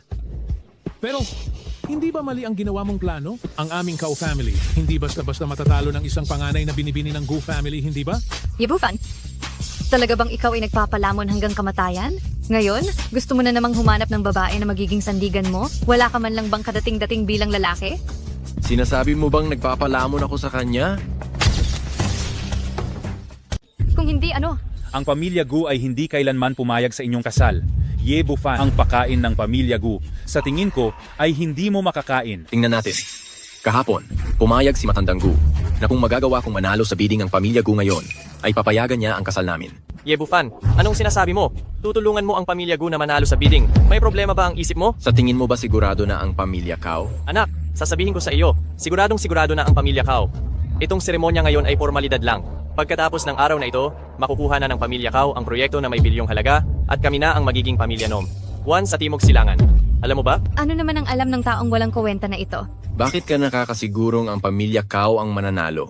Isa ka talagang tanga. Kung ganoon, magpustahan tayo. Kung hindi makuha ng pamilya Cao ang proyekto, handa akong lumuhod at pumukpok ng 3,000 beses. Sige. Ako rin, makikipagpustahan sa'yo. Kung mananalo kayo sa bidding, luluhod ako at puputok ng 8,000 beses. Sige. Naririnig ninyo lahat ha? Siya mismo ang nagsabi niyan. Magsilbi kayong saksi, ha? Hindi ka na makakaiwas sa pagluhod mamaya. Tandaan mo ang sinabi mo. Ye Bufan, dapat tumahimik ka na. Pinagaling mo ang sakit ko. May kaunti pa akong paghanga sa iyo. Huwag mong hayaang mawala ang kaunting paghanga na iyan nang paunti-unti. Ginoong Gu, ano ang sinasabi mo? Pinagaling niya ang sakit mo? Matagal na kaming magkakilala at kalalabas lang niya sa kulungan. Paano hindi ko alam na marunong pala siyang manggamot ng may sakit? Marami pang bagay na hindi mo alam. Bufan, tumigil ka na sa pagsasalita. Baka maliitin ka nilang lahat. Bakit ko kailangan silang maging mataas ang tingin sa akin? Alam mo ba kung sino ang mga taong ito? Hindi mo kayang kalabanin ang bawat isa sa kanila. Hindi lang itong mga alagad. Kahit pa ang presidente ng Tianshun Group, si Du Jicheng, si Southeast King Du Bingkun, kailangan pa ring yumuko sa akin. Anong sabi mo? Si Presidente Du at Kuya Kun ay yumuyo ko sa iyo? Nananaginip ka ba habang gising dito? Naglakas loob kang insultuhin si Presidente Du at Kuya Kun? Baka isa kang walang alam o baliw. Lubhang ka walang katwiran. Una, sinabi mong ikaw ay isang modernong medical sage, ang personal na disipulo ng pinuno ng Bailu Hall. Tapos sinabi mo na pag-aari mo ang Tianshun Group na may bilyon-bilyong halaga. Ngayon naman ay sinasabi mong ang nakatatandang miyembro ng Dragon Hall, si Southeast King Du Bingkun, ay yumuyuko sa iyo. Alam mo ba na ang tanging makakapagpayuko kay Kuya Kun ay ang Hall Master lamang? Ang 3 taong ito ay mga superior na eksperto. Bawat isa ay kayang mamuno sa isang rehiyon. Ikaw ba ang pinagsamang katawan nilang 3? Tama. Oo, tama. Ako ang pinagsama-samang anyo nilang 3. Grabe, nakakaloko na yan. Bakit hindi ka na lang magsulat ng nobela? Kahit sa nobela, hindi ka ganun magsulat. Ye Bufan, huwag ka nang maging ganyan. Masyado nang hindi makatotohanan. Kung ako ba ay hindi makatotohanan, malalaman ninyo sa sandaling ito. Lolo, ang walang kwentang taong ito ay nakapasok gamit ang imbitasyon ng pamilya namin. Mamaya pag dumating na si President Du, kung ganyan pa rin ang pag-aasal ng baliw na ito, siguradong parurusahan tayo ni President Du. Mas mabuti pa, paalisin na natin siya ngayon. Tama. Ye Bufan, bakit hindi ka na lang umalis ng kusa? Huwag ka nang gumawa ng kahihiyan para sa sarili mo. Ang Presidente ng Tianshun Group, si President Du, ay dumating. President Du, bumabati po ako sa inyo. Anong ingay yan? President Du, may pumasok na isang langaw dito. Naghahanda akong paalisin siya. Sino ang tinatawag mong langaw? Siya. Sinong tinatawag mong langaw? Siya. Walang modo. Gaya Du, bakit mo ako sinasaktan? Tumahimik. Kailangan pa ba ng dahilan para saktan ka ni G? Du? G, Du, pasensya na po. Walang alam itong anak ko. Kung hindi niyo po siya magustuhan, pagsabihan niyo lang po siya. Isa ngang asong ulol. Nakita lang ang kanyang amo at agad nang umaligid. Ye Bufan, gusto mo atang mamatay. Kung wala lang si Jidu dito, sisisantehin kita. Tama na. Naparito ako para sa bidding, hindi para pakinggan ang inyong mga sigawan. Opo. Bago magsimula ang bidding ceremony, palalabasin ko muna itong langaw para hindi niya masira ang inyong paningin, Jidu. Alam mo ba kung sino siya? Alam ko, siya si Ye Bufan, ang inutil na manugang ng pamilya Chin. 3 taon na ang nakakaraan. Dahil sa panggagahasa, nakulong siya ng 3 taon. Kakalabas lang. May dala siyang imbitasyon mula sa pamilya Gu at nakihalubilo sa ating high-class na hapunan. Siya ba ay basura? Siya ang pinakawalang silbi sa lahat. Hindi, Boss Du. May mali ba sa sinabi ko? Siya ang pinakawalang silbi sa lahat. Bakit mo ako sinaktan? Masyado kang madaldal. Boss Du, may nagawa ba akong masama sa iyo? Pakipaliwanag po. Anong paliwanag pa? Hindi, sinabi mo lang, hindi ba? Kapag nanakit si Boss Du, hindi na kailangan ng dahilan. Tumahimik ka. Tumahimik ka. Itutuloy pa ba itong sesyon? Oo, syempre itutuloy. Boss Du, magsisimula na ngayon ang seremonya ng pagbid. Aayusin ko lang ang daloy. Huwag na. Maaari ko nang i-anunsyo ang resulta ng direkta. Sipo, abala po kayo, Boss Du. Diretso na kayo sa pag-anunsyo ng resulta. Ay tama. I-anunsyo na ang resulta ng direkta. Ang bilyong-bilyong proyekto ng Tianshun Group matapos ang masusing pagsala at sa pag-aproba ng chairman ng lupon ng mga direktor ng Tianshun Group. Ako na ang mag-aanunsyo ng resulta ngayon. Ang nagwaging kumpanya ay ang pamilyang Gu ng Southeast. Ang nanalo sa bid ay ang Gu family ng Southeast. Ano? Gu family? General Manager Du, baka po nagkamali lang kayo? Paanong Gu family ang nanalo sa bid? Dapat po ay Cao family kami. Hindi ko pa nilinaw o bingi ka na. Uulitin ko, ang nanalo sa bid ay ang Gu family. Narinig mo ba? Hindi po, General Manager Du. Kahapon po, hindi ba't nagkasundo na tayo na nakalaan na ito para sa Cow family? Bakit napunta sa Gu family? Tama, General Manager Du, ikaw mismo ang nagsabi sa akin kahapon na matapos ang sunod-sunod na talakayan ng lupon, kami raw pong Cow family ang nanalo. Sino ang nagsabing nakalaan na yan? Old Master Gu. Kayo, ang Gu family, ang gagawa ng proyektong ito. May problema ba? Wala po talagang problema. Huwag po kayong mag-alala, General Manager D. Kami po, ang Gu family, ay sisiguraduhin magiging maayos ito. Mabuti. Bukas, magpadala kayo ng tao sa kumpanya ko para pumirma ng kontrata. Opo. Sandali, General Manager Du, may nagawa po bang mali ang Cow family namin? Pakiusap, sabihin niyo po sa akin, itong proyektong nagkakahalaga ng 100 bilyon, hindi po namin ito maaaring mawala. Ikaw ang maghanap ng dahilan. Ayan na, alis na ako. General Manager Du. Salamat po, General Manager Du. Ano na? Parang binibiyak ang utak mo, ano? Yebufan, dahil lang sa'yo. Nagalit natin si Jidu at binago niya ang nanalo sa bidding, kaya nawala sa atin ang pagkakataong maging nangungunang kumpanya sa Timog Silangan Lungsod. Karapat-dapat ba ang pamilya Cow? Yebufan, may bago na naman tayong utang sa iyo. Ito ay matinding alitan at titiyakin kong hindi ka naaabot pa sa gabing ito. Kung makaabot ka pa sa gabing ito, baliktarin mo na ang pagsulat ng pangalan kong Cow. Mabuti pa'y mag-ensayo ka na. Dahil bukas sisimulan mo na ang pagsulat. Baka hindi ka masanay. Talagang walang kaalam-alam sa mundo. Yebufan, kahit na nawala sa pamilya Cow ang bilyong-bilyong proyektong ito, sila pa rin ang iginagalang na pamilya sa Timog Silangan. Pero ikaw, anong mayroon ka? Ang mga bagay na mayroon ako, kahit sa panaginip hindi mo maiisip. Tama na, huwag mo na siyang sasayangin sa salita. Yebufan, tingnan natin kung makakabangon ka pa sa ngiti sa gabing ito. Tiyak na patay ka sa akin.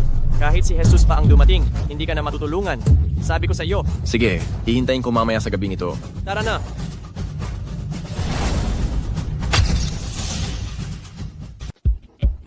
Nagtagumpay talaga ang pamilya Gu sa bidding? Ikaw talaga ang gumawa nito? Siyempre naman. Ginagawa ko ang sinasabi ko. Wala kang ginawa. Malinaw na ito ay isang purong swerte. Nagkataon lang na tama ang hula mo. Purong swerte na naman? Sabihin mo sa akin, bakit napakaraming patay na daga ang napuntahan ko bilang isang bulag na pusa? Talaga namang ganon. Ikaw pa talaga para mapabago mo ang Tianjin Group sa pinili nilang tao. Pero ano ang resulta? Hindi ba nila ito binago? Siguro ang pamilya Cow ay nakagalit si Boss Du sa ilang pagkakataon, kaya ikaw ang nagkataon. Nagkataon? Dahil lang sa nagkataon, para makakuha ang inyong pamilya Gu ng proyekto na nagkakahalaga ng 100 bilyon, sasabihin mo pa rin sa akin na nagkataon lang iyon?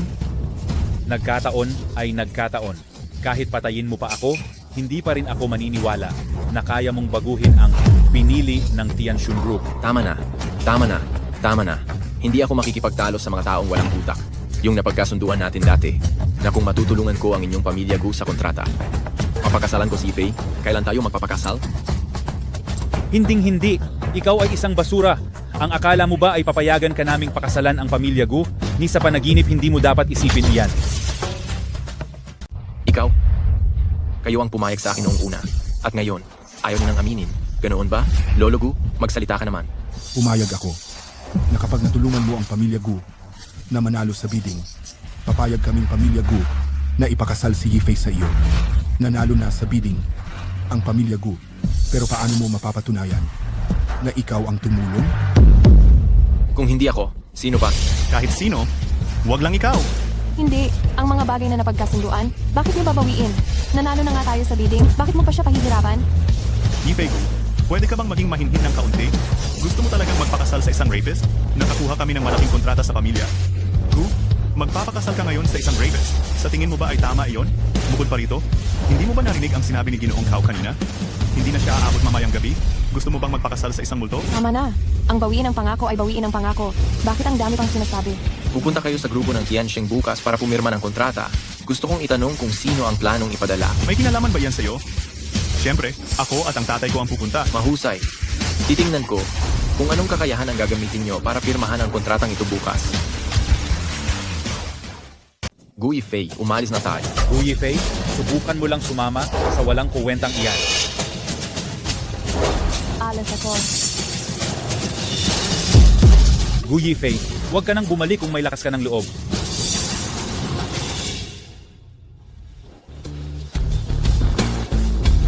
Hindi ko talaga inasahan na hindi pala matutupad ang kanilang mga pangako.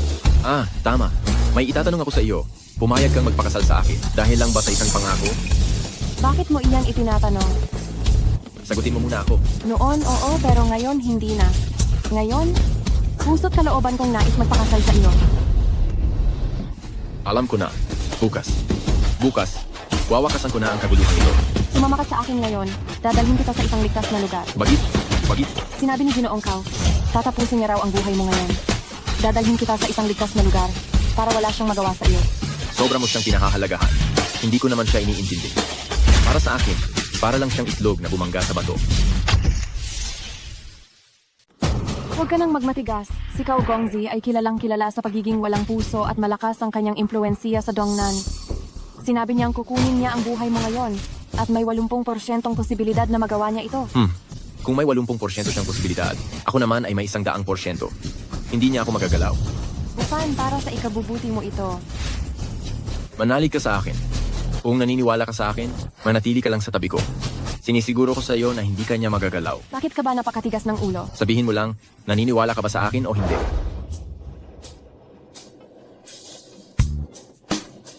Sige, naniniwala ako sa iyo. Kung ganoon, mananatili ako sa tabi mo ngayon. Mabuti. Tara.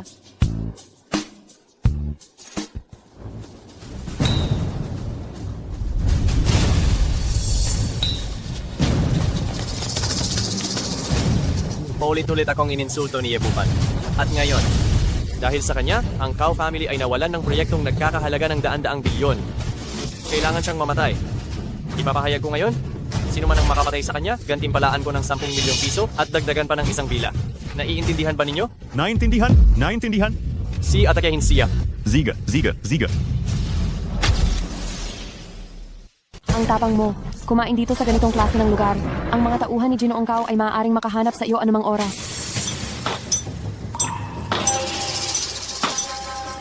Huwag kang mag-alala, nandito naman ako, di ba? Kumain na tayo.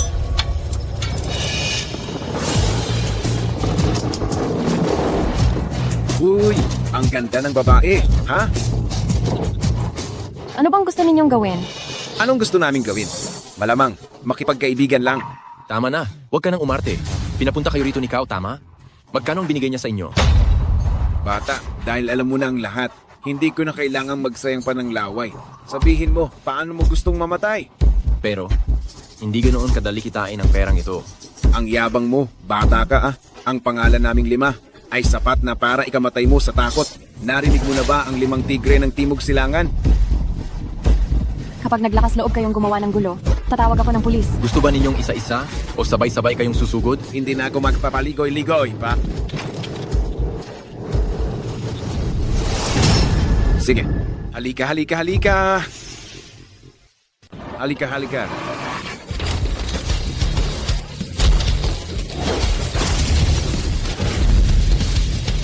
Matigas ka bata. Putang ina, maghanda ka sa akin. Maghintay ka. Ang galing mo. Ang lakas ng mga galaw mo. Ilang hamak na walang kwenta lang. Wala lang yan. Sinasabi ko na nga ba, bakit ganyan ka karelax? Hoy, Magaling ka. Yebupan, ang lakas mong manuntok. Young Master Kao, ilan lang basurang ito ang ipinadala mo para kalabanin ako? Minamaliit mo yata ako, ah? Anong mapapala mo sa pagiging malakas? Halika, may ipaparinig ako sa'yo. Bufan, huwag mo akong alalahanin. Kahit mamatay ako ay walang kaso. Papatayin ka nila. Tay. Matay? Yebupan, hindi mo ba naririnig? Ikaw na may apelyidong Kao. Sasabihin ko sa'yo, kung galawin mo lang siya kahit konti, gigibain ko ang buong pamilya mo. Hihintayin kita sa bodega ng Timog Silangan. Bibigyan kita ng 20 minuto. Kapag na-late ka ng 1 minuto, susunugin ko ang lahat ng buhok sa katawan ng tatay mo. Huy. Anong nangyari? Dinukot ni Kao Xiaoliang ang tatay ko? Ano? Sila ay talagang lumalampas na sa batas. Huwag kang mag-alala. Tutulungan kitang mag-isip ng paraan. Hindi. Sobrang delikado. Ako na lang ang pupunta. Ikaw. Bingkun. Iniuutos ko sa iyong tipunin ang lahat ng miyembro ng Dragon Hall at pumunta agad sa bodega ng Timog Silangan. Hanapin ang eksaktong lokasyon ng tatay ko. Bilis! Masusunod. I-freeze mo agad ang lahat ng ari-arian ng pamilya Kao. Bukod pa rito, tawagan mo ang tatay ni Kao Xiaoliang na pumunta bukas ng alas 10 ng umaga sa bodega ng Timog Silangan. Masusunod.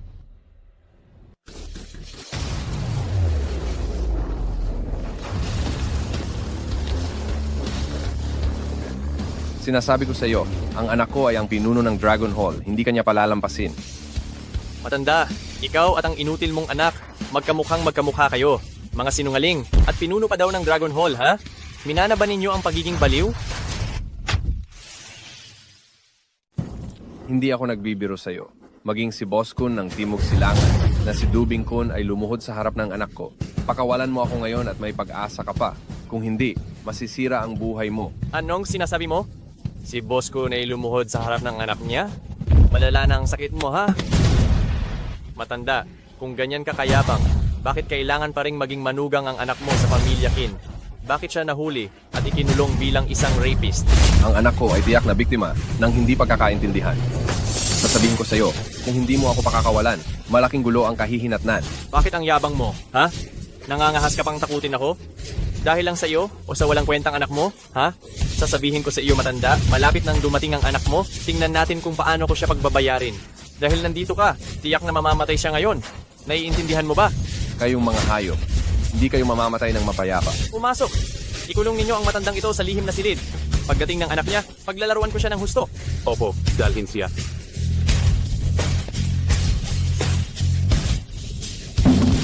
Yehuhan! Totse. Nandito na ako. Kau Xiaoliang lumabas ka. Wait, wala kang silbi. Ang bilis mo, eksaktong 10:00. Hindi ko inasahan na isa ka palang masunuring anak, ha? Nasaan ang tatay ko? Ang tatay mo? Ang tatay mo ay nasa isang napakaligtas na lugar ngayon, nagsasaya sa buhay. Hala, bata, naalala ko, hindi ba magaling ka sa pakikipaglaban? Tayo lang dalawa ngayon, ano, subukan natin? Alam mo ba, lahat ng ginagawa mo ngayon ay magiging dahilan ng pagkakawasak ng inyong pamilya, Kau? Yan na naman ang mga salitang iyan. Yan na naman ang mga salitang iyan. Sawa na akong marinig. Ikaw, bata, maliban sa dalawang simpleng galaw ng martial arts, ano pa ang alam mo? Ang mga bagay na alam ko ay makakapagpabuhay sa iyo sa impyerno habang buhay. Haha, hindi ko alam ang mangyayari sa hinaharap, pero alam ko ang mangyayari ngayon dahil may magandang palabas. Bibigyan kita ng isa pang pagkakataon. Pakawalan mo agad ang tatay ko at hindi magiging masama ang kamatayan mo. Ang galing mong umarte, ang galing mong umarte, ang galing mong magkunwari, ha? Naalala mo, sinabi ko sa iyo, hindi ka na aabot bukas ng gabi, akala mo nagbibiro ako sa iyo? Sasabihin ko ulit, pakawalan mo ang tatay ko. Maaari. Kung gayon, ganito ang gawin mo. Subukan mong paglaruan ako, paglaruan mo lang ako, at saka ako pakakawalan ang tatay mo. Ano sa tingin mo? Paano mo ako gustong paglaruan? Paano kita paglalaruan? Siyempre, dahan-dahan nating paglalaruan. Lumuhod ka muna para makita ko ang iyong sinseridad. Gusto mong lumuhod ako sa harapan mo? Karapat-dapat ka ba? Karapat-dapat ba ako? Yebupan, hindi mo ba naisip ng mabuti ang sitwasyon mo ngayon? Ang tatay mo ay nasa kamay ko. Kapag sinabi kong putulin niya ang braso niya, puputulin niya. Kapag sinabi kong putulin niya ang paa niya, puputulin niya. Ngayon, nasa kamay mo ang buhay ng tatay mo. Ang pagluhod kong ito, magdudulot ng matinding pagbabago sa buong pamilyang Kau. Huwag ka nang magpadami ng salita. Luluhod ka ba o hindi? Luluhod.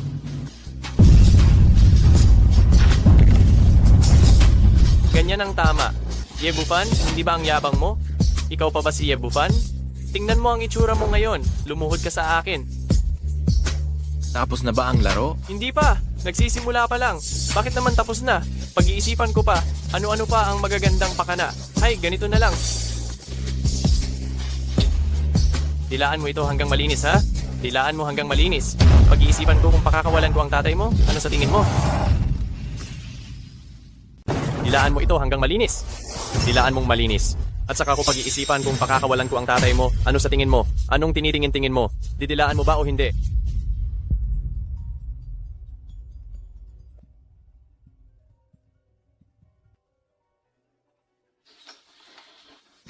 Sino iyan?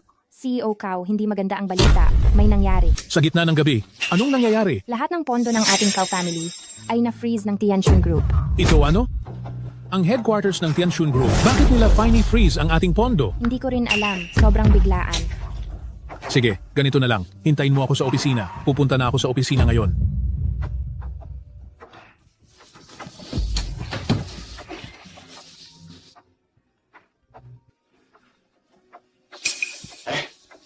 CEO Du, saktong-sakto at tatawagan sana kita. Sasabihin ko sana na ito. May matindi kang problema. Ito. Ang pag-freeze sa pondo ng iyong Cow family ay simula pa lang. Ano ang ibig mong sabihin? Gusto mong malaman kung ano ang ibig sabihin?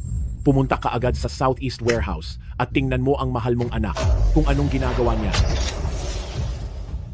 Ang anak ko? May 20 minuto ka lang para makarating sa bodega sa Timog Silangan. Kung hindi, kasalanan mo na yan. Anong nangyayari dito? Tatanungin kita sa huling pagkakataon. Dilaan mo ba o hindi? Putang ina. Sobra mo nang binibigyan ng mukha, ha? May gana ka pang tumayo, di ba? Maniniwala ka ba? Kung sasabihin kong puputulin ko na ngayon din ang isang daliri ng tatay mo, maniniwala ka ba? Kapag ginalaw mo ang isang daliri niya, 10 daliri mo naman ang gagalawin ko. Sige, Yebufan, subukan natin. Kao Xiaoliang, anong ginagawa mo rito? Tay, bakit kayo nandito? Sinasaway ko lang si Yebufan. Sinabi ko na gusto ko siyang guluhin ngayon. Sinaway mo lang ang walang kwentang yan. At wala ka ng ibang ginawa, di ba? Itinali ko rin ang tatay niya, pero wala na akong ibang ginawa. Nakapagtataka. Bakit eh?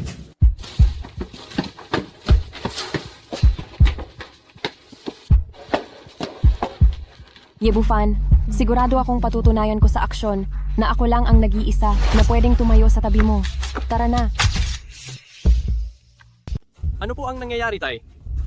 Lahat ng pondo ng Cow family ko ay bigla na lang kinansela ng headquarters ng Tianshan Group. At saka, biglang tumawag sa akin si General Manager Du para pumunta rito dahil sinabi niya na narito ka. Hindi ko alam kung ano ang ibig sabihin nito. Paano nalaman ni Du Zicheng na nandito ako? Sabi ko na sa inyo, para kayong mga bobo. Hindi lang alam ni Du Zicheng na nandito kayo. Alam din niyang nandito ako. Manahimik ka. May karapatan ka bang magsalita? Ikaw, bakit lahat ng mga malalaking tao ay sinasabit mo? Sinasabi ko sa iyo, kahit anong mangyari sa Cow family namin ngayon, ikaw ang mapapahamak. Tama! Ang walang kwentang taong ito ang dahilan ng lahat. Huwag na muna nating isipin ang tungkol sa pondo. Unahin muna nating itong walisin ang walang kwentang ito. Sige, bata, papakawalan ko ang tatay mo, maaari iyon. Kung ganoon, tumalon ka mula sa bubong na ito at malilinis na natin ang ating mga utang. Kayong dalawa, talagang ayaw ninyong maniwala hanggat hindi pa huli ang lahat. Bibigyan kita ng 10 segundo para mag-isip. 10, 9. Ano ang ginagawa ninyo? Anong ginagawa ninyo?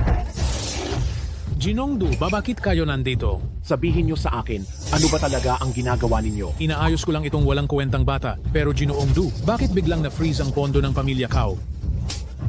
Ang lalakas ng loob ninyo. Ano ba ang nangyayari? May ginawa ba kaming hindi maganda? At nakaaway namin kayo? Kung ako ang inaway ninyo, maiintindihan ko pa. Pero siya ang inaway ninyo. Siya? Anong meron sa kanya? Alam kong malinaw na malinaw kung sino siya. Isa lang siyang rapist na walang silbi. Idilat mo ang mga mata mo. Tingnan mong mabuti kung sino siya. Sino ba siya? Siya ang chairman ng board ng Tianjin Group. Siya ang may aktwal na kontrol sa Tianjin Group at may trilyong halaga ng ari-arian. Ano? Mata ng Ye. Junong Ye Sr. Nasaan na po kayo, Ginoong Ye Sr.? Hindi ba't wala lang siyang silbi? Kailan ba siya naging boss ng Tianshun?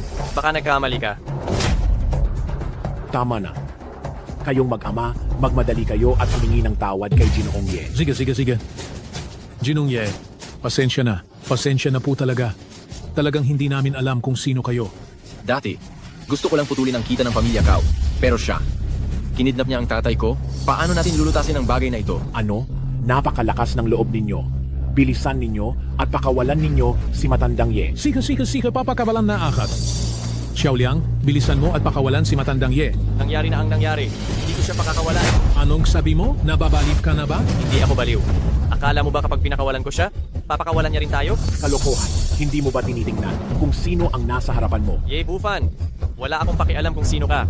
Hindi nagbabago ang target ko. Ngayon, hawak ko ang tatay mo. Kaya kailangan mo akong sundin. Sa tingin ko, gusto mo nang mamatay. Mahilig ka talagang manampal, ano? Balif. Kumuha kayo ng mga tao. Si Ye na matandang lalaki. Hawak ko ngayon. Sino ang mangangahas na galawin ako? Ikaw. Iniisip mo ba na dahil nasa kamay mo ang aking ama, magagawa mo na ang gusto mo? Tama. Gagawin ko talaga ang gusto ko. Wala na akong pakialam sa anuman. Ang tatay mo ay nasa kamay ko ngayon. Kung ano ang ipapagawa ko sa iyo, dapat mong gawin. Kung hindi, ngayon na mismo ay gagawin kong magkasama kayong mapahamak at magulo ang lahat. Gusto mo ba akong patayin sa galit? Kao Xiaoliang, kung ipagpapatuloy mo ang kalokohang ito, ang pamilya Cow natin ay tuluyan ng matatapos. Mas mabuti pang matapos kaysa sa ngayon. Meron pa tayong pag-asa kung magsusumikap tayo ngayon. Hoy bata, hindi ba't mayaman ka? Hindi ba't mayroon kang trilyong ari-arian? Sige, Ngayon maglipat ka sa akin ng 100 bilyon. Ngayon na mismo maglipat. 100 bilyon. Kaya mo ba yan tanggapin? Hindi mo na yan dapat problemahin. Maglipat ka na kaagad ng pera sa akin. Kung hindi, ngayon na mismo ay gagawin kong maghanda ka na lang para kunin ang bangkay niya.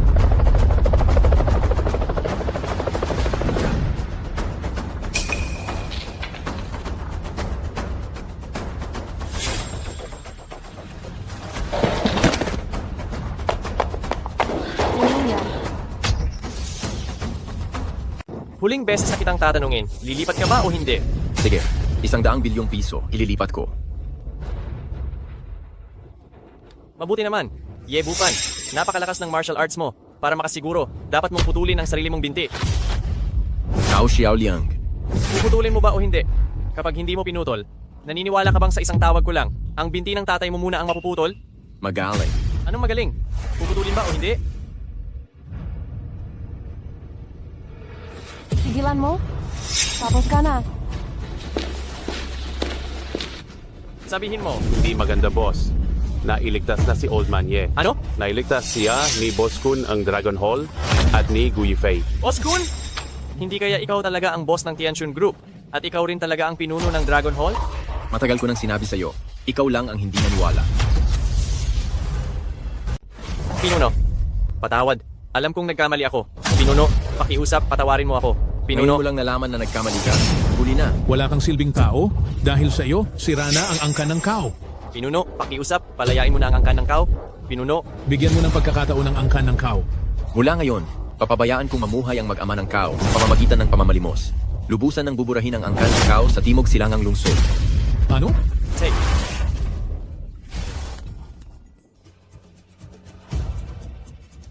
Tay, Tay, matapos mapirmahan ang bilyong-bilyong proyektong ito, ang pamilya Gu ang magiging pinakamataas na pamilya sa Timog Silangang Lungsod. Ngayon, hindi ba dapat nating isipin ang tungkol sa karapatan sa pagmana ng pamilya Gu? Matanda na ang lolo mo matapos mapirmahan ang proyektong ito, ibibigay na niya ang karapatan sa pagmamana. Sa totoo lang, ngayon, ang pinakamalaking banta sa atin ay si Gu Yifei. Huwag mong tingnan na isa siyang babae, sobrang mahal siya ng lolo mo. Kung gayon, dapat tayong mag-isip ng paraan. Paano natin aalisin ang salot na ito? Magandang araw. Ipinapatawag kayo ni Du. Tuloy po. Du, kumusta po kayo? Sino kayo? Kami po ay mula sa Gu family. Nandoon po kami kahapon sa bidding ceremony. Ipinapapunta ninyo kami para pirmahan ang kontrata tungkol sa 100 billion project na iyon. Nasaan si Gu Yifei ng Gu family? Bakit hindi siya dumating? Du, sa kasing laking proyekto nito, paano naman kami magpapadala ng isang babae lang dito? Ako ang general manager ng Gu family. At ito ang aking anak. Kami ang may ganap na autoridad na pumirma para sa Gu Group. Si Gu Yifei, isang bata lang iyon. Kung ganyan, kung gayon, maaari na kayong umuwi. Ano? Umuwi? Anong ibig mong sabihin? Ang Gu family ninyo, wala nang karapatang pumirma sa kontratang ito. Hindi. Du, kahapon ikaw ang nag-anunsyo na ang Gu family ang nanalo sa bid. Ipinapunta mo kami para pirmahan ang kontratang ito. Ganito iyon. Ang kontratang ito, kay Gu Yifei ko lang pipirmahan. Kaya bumalik na kayong dalawa. Bakit, Du? Mas magaling pa ba kami sa isang babae? Kailangan ko pa bang ulitin? Ang kontratang ito ay pipirmahan ko lang kay Gu Yifei. Kung hindi makukuha ng Gu family ninyo ang kontratang ito. Kailangan mo munang ipaalam sa amin kung bakit, hindi ba? Bukas ng alas 8 ng umaga, papuntahin mo si Gu Yifei dito. Iyon lang.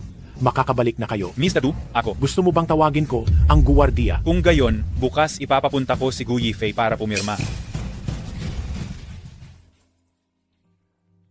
Hello, boss. Ang mag-ama ay pinaalis ko na.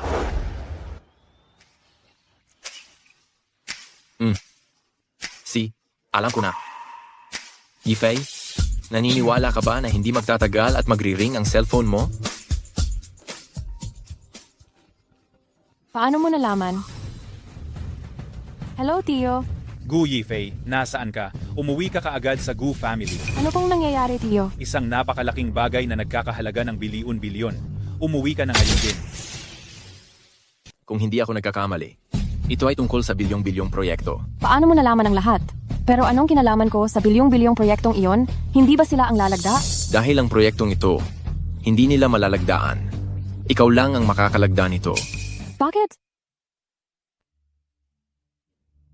Sa tingin mo, baka ang ugali ni Ye Bufan ang may gawa nito? Talaga bang kaya niyang utusan si Du Jicheng, ang CEO ng Tianxun Group?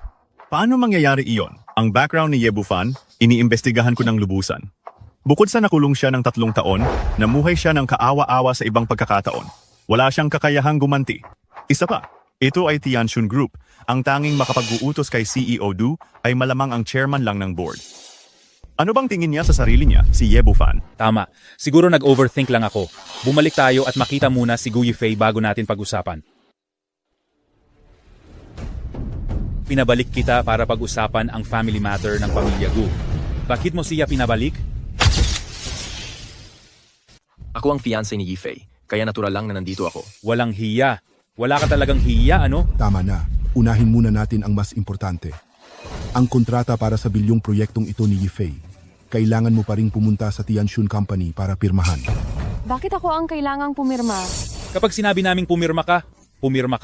Ano pa ang dami mong tanong? Si President Du ng Tianxun Group ang nagpaliwanag. Sabi niya, ikaw talaga ang pinapupunta niya. Pinapupunta ako ni President Du? Sino ba ang nakakaalam kung ano ang relasyon ninyo sa likod ng lahat? Gu Xiaodong, anong ibig mong sabihin diyan? Ano man ang mangyari, pirmahan mo muna ang kontrata. Pirmanan lang naman ito ng isang kontrata. Madali lang ang pagpirma ng kontrata. Pero dahil kay Yifei pinapipirma ito, dapat lang na siya rin ang mamahala sa proyektong ito. Tumahimik ka. Ano bang pakialam mo rito? Ang bilyong proyekto, gustuhin lang ba ng isang tao ay makukuha na niya? Ziga, kung hindi mapipirmahan ang bilyong kontrata, mapupunta sa iba ang bilyong proyekto. Aba, sino ka para magsalita ng ganyan dito? Sa tingin ko tama ang sinabi ni Bufan. Hindi ako ang inyong gamit. Kung ibibigay ninyo sa akin ang proyekto, pwede akong pumirma. Ikaw. Tama na. Pumunta muna si Yifei para pumirma. Pagkatapos niyang pumirma, pag-uusapan natin ang tungkol sa namamahala. Talaga bang kaya ko? Hindi ko naman talaga kilala itong si Ginoong Du. Bakit niya ako piniling magpirma ng kontrata? Pagkatapos ng araw na ito, malalaman mo na ang lahat. Huwag kang mag-alala. Ayos lang. Pirmahan mo na. Ihintayin kita dito. Pasok. Magandang araw, Ginoong Du. Ako po si Gu Yifei ng pamilya Gu. Ikaw pala si Binibining Gu. Halika, umupo ka, umupo ka. Salamat, Ginong Du. Walang anuman, Du na lang ang itawag mo sa akin. Ha? Talaga namang napakaganda ni Binibining Gu. Masyado naman po kayong magalang, Ginoong Du. Ako po ay nandito ngayon para sa pagpirma ng kontrata para sa bilyong proyekto. Ito po ang draft ng kontrata. Pakitingnan na lang po. Nagtiwala ako sa pagkatao ni Binibining Gu at sa kaniyang dedikasyon sa trabaho. Ang kontratang ito, maaari ko na itong pirmahan agad. Baka gusto niyo pa ring tingnan. Sige, napirmahan na ang kontrata at agad itong magiging epektibo. Papasabi ko sa finance na ilipat agad ang pera. Mr. Du, ito. Bakit? May problema ba? Wala naman akong problema. Pero parang napakagaan naman ng pagpirma ng kontratang ito. Sana sa mga susunod na panahon, matulungan ako ni Miss Gu. Ha? Tapos na pirmahan. Tapos na, napakagaan. Ang gaan, halos hindi ako makapaniwala. Ang CEO Du na yon ay napakagalang sa akin. Pinapatawag pa niya akong Du lang. May galing din talaga si Du Jicheng na ito. Mas lalo akong naniniwala sa iyong pagkatao. Anong pagkatao ko? Posibleng isa kang taong may mataas na posisyon at napakayaman. Ngayon, ipapaalam ko sa iyo ang lahat. Tara na, umuwi na tayo. Pirmado na ang kontrata at naipasok na rin ang paunang bayad sa account ng The Gu family. Mabuti. Ngayon, wala nang pag-alinlangan. Ang The Gu family ay magiging premier family of the Southeast. Napakaganda. Naging bilyonaryong pamilya na rin tayo. Dahil napirmahan na ang kontrata, ilipat na sa kagyat ang proyekto kay Yifei. Ano ang binabalik mo? Maaari mo bang ipagkatiwala ang ganitong kalaking proyekto sa isang bata? Anong ibig mong sabihin? Babaliwalain mo na kami? Bakit ang dami mong sinasabi? Ngayon, tapos na ang pirmahan ng kontrata, wala na kayong kinalaman dito. Maaari na kayong umalis. Hindi ganyan ang sinabi nyo dati. Ngayon, ito ang sinasabi ko. Bakit? Nakakatawa. Isang proyektong nagkakahalaga ng daan-daang bilyon, maaari ba itong ipagawa sa isang babae? Hindi ba't isa lang yung pagpirma ng kontrata? Ang kapal mo naman. Ako ang makapal? Ikaw yata ang makapal. Maghapon kang sumasama sa isang rapist, nagpapakalat ka, at napahiya mo ang buong pamilya ng Gu. Naglakas loob kang saktan ako. Walang hiya kang hayop ka. Ayaw mo na bang mabuhay? Naglakas loob kang magsalita laban sa babae ko. Deserve niyang mamatay. Talagang sobrang mapangahas. Ngayon sisiguraduhin kong hindi ka makakalabas ng pinto na ito. Depende yan kung may kakayahan ka. Lolo, para kanino pa talaga ang bilyong-bilyong proyektong ito? Sa iyo, isang babae, hindi talaga ito angkop gawin. Ibigay mo na lang sa kuya mo at makakapagpahinga ka na. Naririnig mo ba? Wala kang kinalaman sa proyektong ito. Hindi lang yan, napag-usapan na namin. Araw-araw kang kasama nitong manyakis. Dahil diyan, napapahiya ang pangalan ng Pamilya Gu. Simula ngayon, tinatanggal ka na sa Pamilya Gu. Wala ka ng anumang ugnayan sa Pamilya Gu. Gawin nyo ang gusto nyo. Anong sabi mo? Aalisin ako sa Pamilya Gu? Gu Yifei, kasalanan mo yan. Lolo, magsalita ka naman. Matanda na ako at nalilito. Ang Pamilya Gu ay pinamamahalaan na ngayon ng iyong tiyo. Kitang-kita ko na talaga. Ang pamilya nyo ay talagang mga ganid. At walang awa. Yay, Bufan! Sino ka ba sa tingin mo? Naglakas loob kang magbigay ng opinion dito sa Pamilya Gu at naglakas loob ka pa akong saktan? Sinasabi ko sa iyo, lumuhod ka at humingi ng tawad ngayon din. Kung hindi, huwag kang aalis sa bahay na ito ngayon. Gusto mong lumuhod ako at humingi ng tawad? Ang tapang mo. Du Jicheng, may 10 minuto ka para pumunta rito. Sa Pamilya Gu. Ako ito, paparating na agad. Nagsasaya ka pa rin diyan? Tinatawag mo pa si Boss Du? Sino ka ba talaga? Hindi ka naniniwala? Maghintay ka. Yi Bufan, sa tingin ko, kahabag-habag ang katangahan mo. Tawagan mo si Boss Du at papuntahin mo siya dito sa loob ng 10 minuto. Sa tingin ko, nabaliw ka na dahil sa pagkakakulong mo, di ba? Sino ang sinasabi mong nabaliw dahil sa pagkakakulong, ha? Boss Du, anong hangin ang nagdala sa iyo rito? Boss, hinahanap mo ako. Boss? Tinatawag mo siyang boss? Siya ang chairman ng board ng Tianxun Group at dagdag pa, siya si Ginoong Ye, ang hall master ng Dragon Hall. Ano?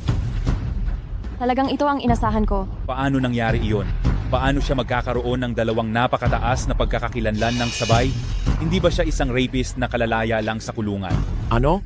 Nagdududa ka ba sa akin? Kakaimbestiga ko lang sa pagkakakilanlan niya. Siya ay isang basura lamang. Kung patuloy kang magsasalita ng walang katuturan, pagsisisihan mo ito. Hindi mo ito inasahan, di ba? Hindi lang ako may-ari ng dalawang pagkakakilanlan na iyon. Ako rin ang kasalukuyang hall master ng Hall of 100 Herbs. Matagal ko na itong sinabi sa inyo, pero ayaw ninyong maniwala. Kung ganoon, pumapayag kaming ipakasal si Yifei sa iyo at ikaw na ang magiging manugang ng Pamilya Gu. Gusto kong pakasalan si Gu Yifei. Kailangan ko pa bang hingin ang pahintulot ninyo? Ngayon, oras na para pagbayaran ninyo ang utang ninyo sa akin. Paano mo gustong bayaran ito? Dahil napakawalang puso ninyo, sundin na lang natin ang sarili ninyong patakaran. Kayo, pareho kayong paalisin sa Pamilya Gu. Sumama kayo sa mag-amang Pamilya Kao at maglimos kayo sa kalye. Ye Bufan. Hindi, Ginoong Ye. Ang lahat ay isang hindi pagkakaunawaan lang, isang hindi pagkakaunawaan. Tingnan mo naman, napakayaman mo at napakataas ng katayuan mo. Huwag mo na kaming pansinin, sige na. Tama-tama. Pakiusap, alang-alang sa aming pamilya. Ngayon, alam ninyo na pamilya kayo?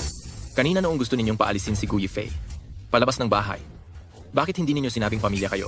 Ye Bufan, alang-alang sa akin, kalimutan mo na ito. Matandang Gu, iginagalang ko kayo. Hahayaan ko kayong magretiro sa Pamilya Gu. Pero sila, hindi pwede. Kailangan nilang magpalimos sa kalye. Yifei, magsalita ka. Ako ang tiyuhin mo. Pamilya tayo. Sa tingin ko, tama si Bufan. Dahil kanina, hindi ninyo ako itinuring na pamilya. Wala rin akong dahilan para ituring kayong pamilya. Sige na, nakapagdesisyon na ako. Du Chicheng, ikaw na ang gumawa nito. Naiintindihan ko. Ipaubaya nyo na sa akin. Anong nangyayari? Hindi pa rin ba makontak si Kao Gongzi? Ang dami ko nang tinawag, pero hindi pa rin siya maabot. At saka, ang Pamilya Kao ay kinumpis ka na ngayon. Bakit bigla silang kinumpis ka? Paano ko malalaman? Baka si Ye Bufan ang may kagagawan. 3 araw na ang nakalipas. Sinabi niya na luluhod tayo at hihingi ng tawad. Itong si Ye Bufan, mas mabuting mag-ingat tayo. Isa siyang palaka. Kung hindi man sa makakagat, hahalik sa.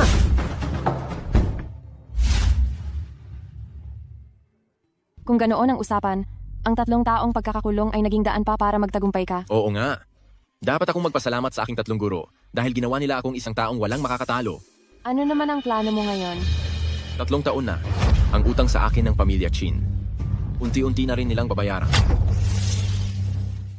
Kung ganoon tayo, kailan tayo magpapakasal? Kailan mo gustong magpakasal? Ngayon. Si Yebufan na walang hiya. Hindi pa natin naayos ang pagbugbog niya sa akin dati.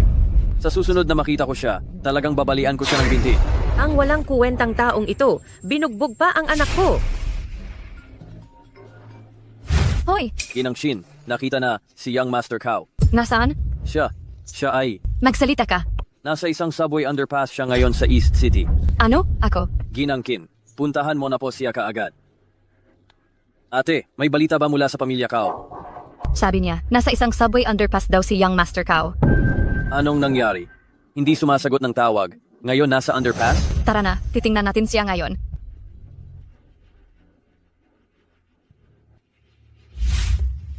Say, sa tingin mo, ba? Magpapalimos na tayong dalawa habang buhay. Kasalanan mo ang lahat. Ikaw, na walang kuwentang anak. Napakadaming magagandang babae, pero hindi mo pinili. Pinilit mo pang pakasalan itong si Chin Ruoshue. At dahil dito, nagalit mo pa ang isang taong mas mataas sa libo-libo. Aray, sinira mo ang pamilya natin. Paano ko malalaman na malaking tao pala siya? Ang walang silbing iyon. Huwag mo nang bigkasin ng salitang walang silbi. Wizard! Ano nang gagawin natin ngayon? Ano pa nga ba ang magagawa natin? Wala na tayong tahanan. Pinalayas tayo ni Yebufan para mamalimos. Kung ikukumpara sa kakayahan niya, kapag hindi natin ginawa iyon, mawawala ang buhay natin. Ano ang magagawa? Ito ang lahat ng gulo na ginawa mo.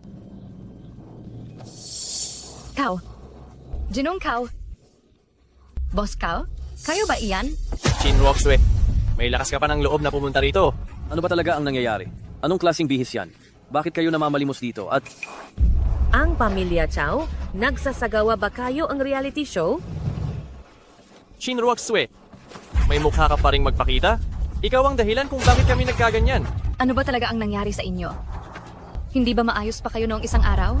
Bakit bigla kayong naging ganito? Hindi rin kayo makita at hindi matawagan? Ikakasal na tayo? Ano ba talagang problema ninyo? Kami, ang pamilya Cow, ay wala nang wala ngayon. Tinanggal kami sa Dongnan. Bukod pa rito, kaming mag-ama ay kailangan mamalimos habang buhay. Sa kalagayan namin ngayon, dapat kayo na ang sumunod. Ang makabangon? Mahirap iyan. Hindi ko pa rin maintindihan. Ano ba talaga ang nangyayari? Hindi mo ba talaga alam o nagpapanggap ka lang?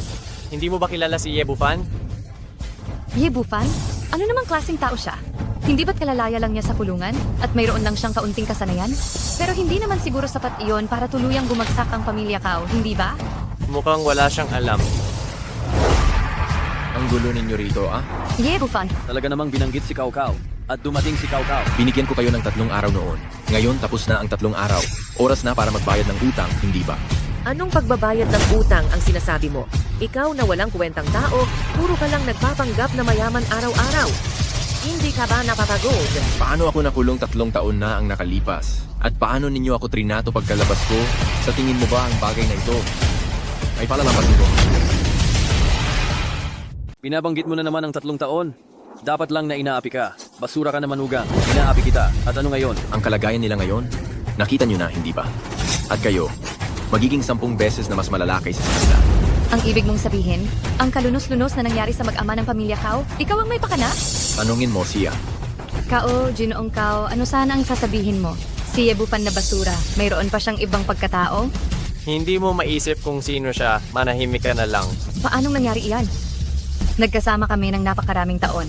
At 3 taon siyang nasa kulungan, hindi ako naniniwala na mayroon pa siyang nakakagulat na ibang pagkatao. Ang taong nakapaglagay sa pamilya Cow sa ganitong sitwasyon, gaano kaya kalaki ang kanyang kapangyarihan, maiisip mo ba? Sa loob ng China, may 3 tao na may pinakamataas na posisyon. Ang pinuno ng Balay Medikal ng Baikao, at ang nagkokontrol sa Tianxun Group, at ang pinuno ng Talan ng Dragon. At siya ang pinagsama-samang 3. Ano? Ito, paanong nangyari iyan? G, Cow, nagkamali ka siguro? Si Jidu ng Tianxun Group, at maging ang hari ng Timog Silangan, si Dubing Kun, si Boss Kun, lahat sila ay sumusunod at nagpapakumbaba sa kanya. Magkakamali ba ako? Sinasabi ko sa iyo, kaming pamilyang Cow ay wala nang natira ngayon, nagpapalimos kung saan-saan. Sa tingin mo, magkakamali ba ako? Qin Ruoxue, ang nawala sa iyo ay isang taong kayang abutin ang buwan para sa iyo, kayang sumisid sa pinakamalalim na dagat, isang taong nasa itaas ng lahat. At ngayon, ang ipapalit dito, anong klaseng parusa ang kakaharapin mo? Naisip mo ba? Bakit ikaw na parang basura lang? Paanong nagkaroon ng napakataas na pagkatao? Bakit? Bakit? Mula ngayon, ang inyong pamilyang Kin ay mamumuhay araw-araw sa impyerno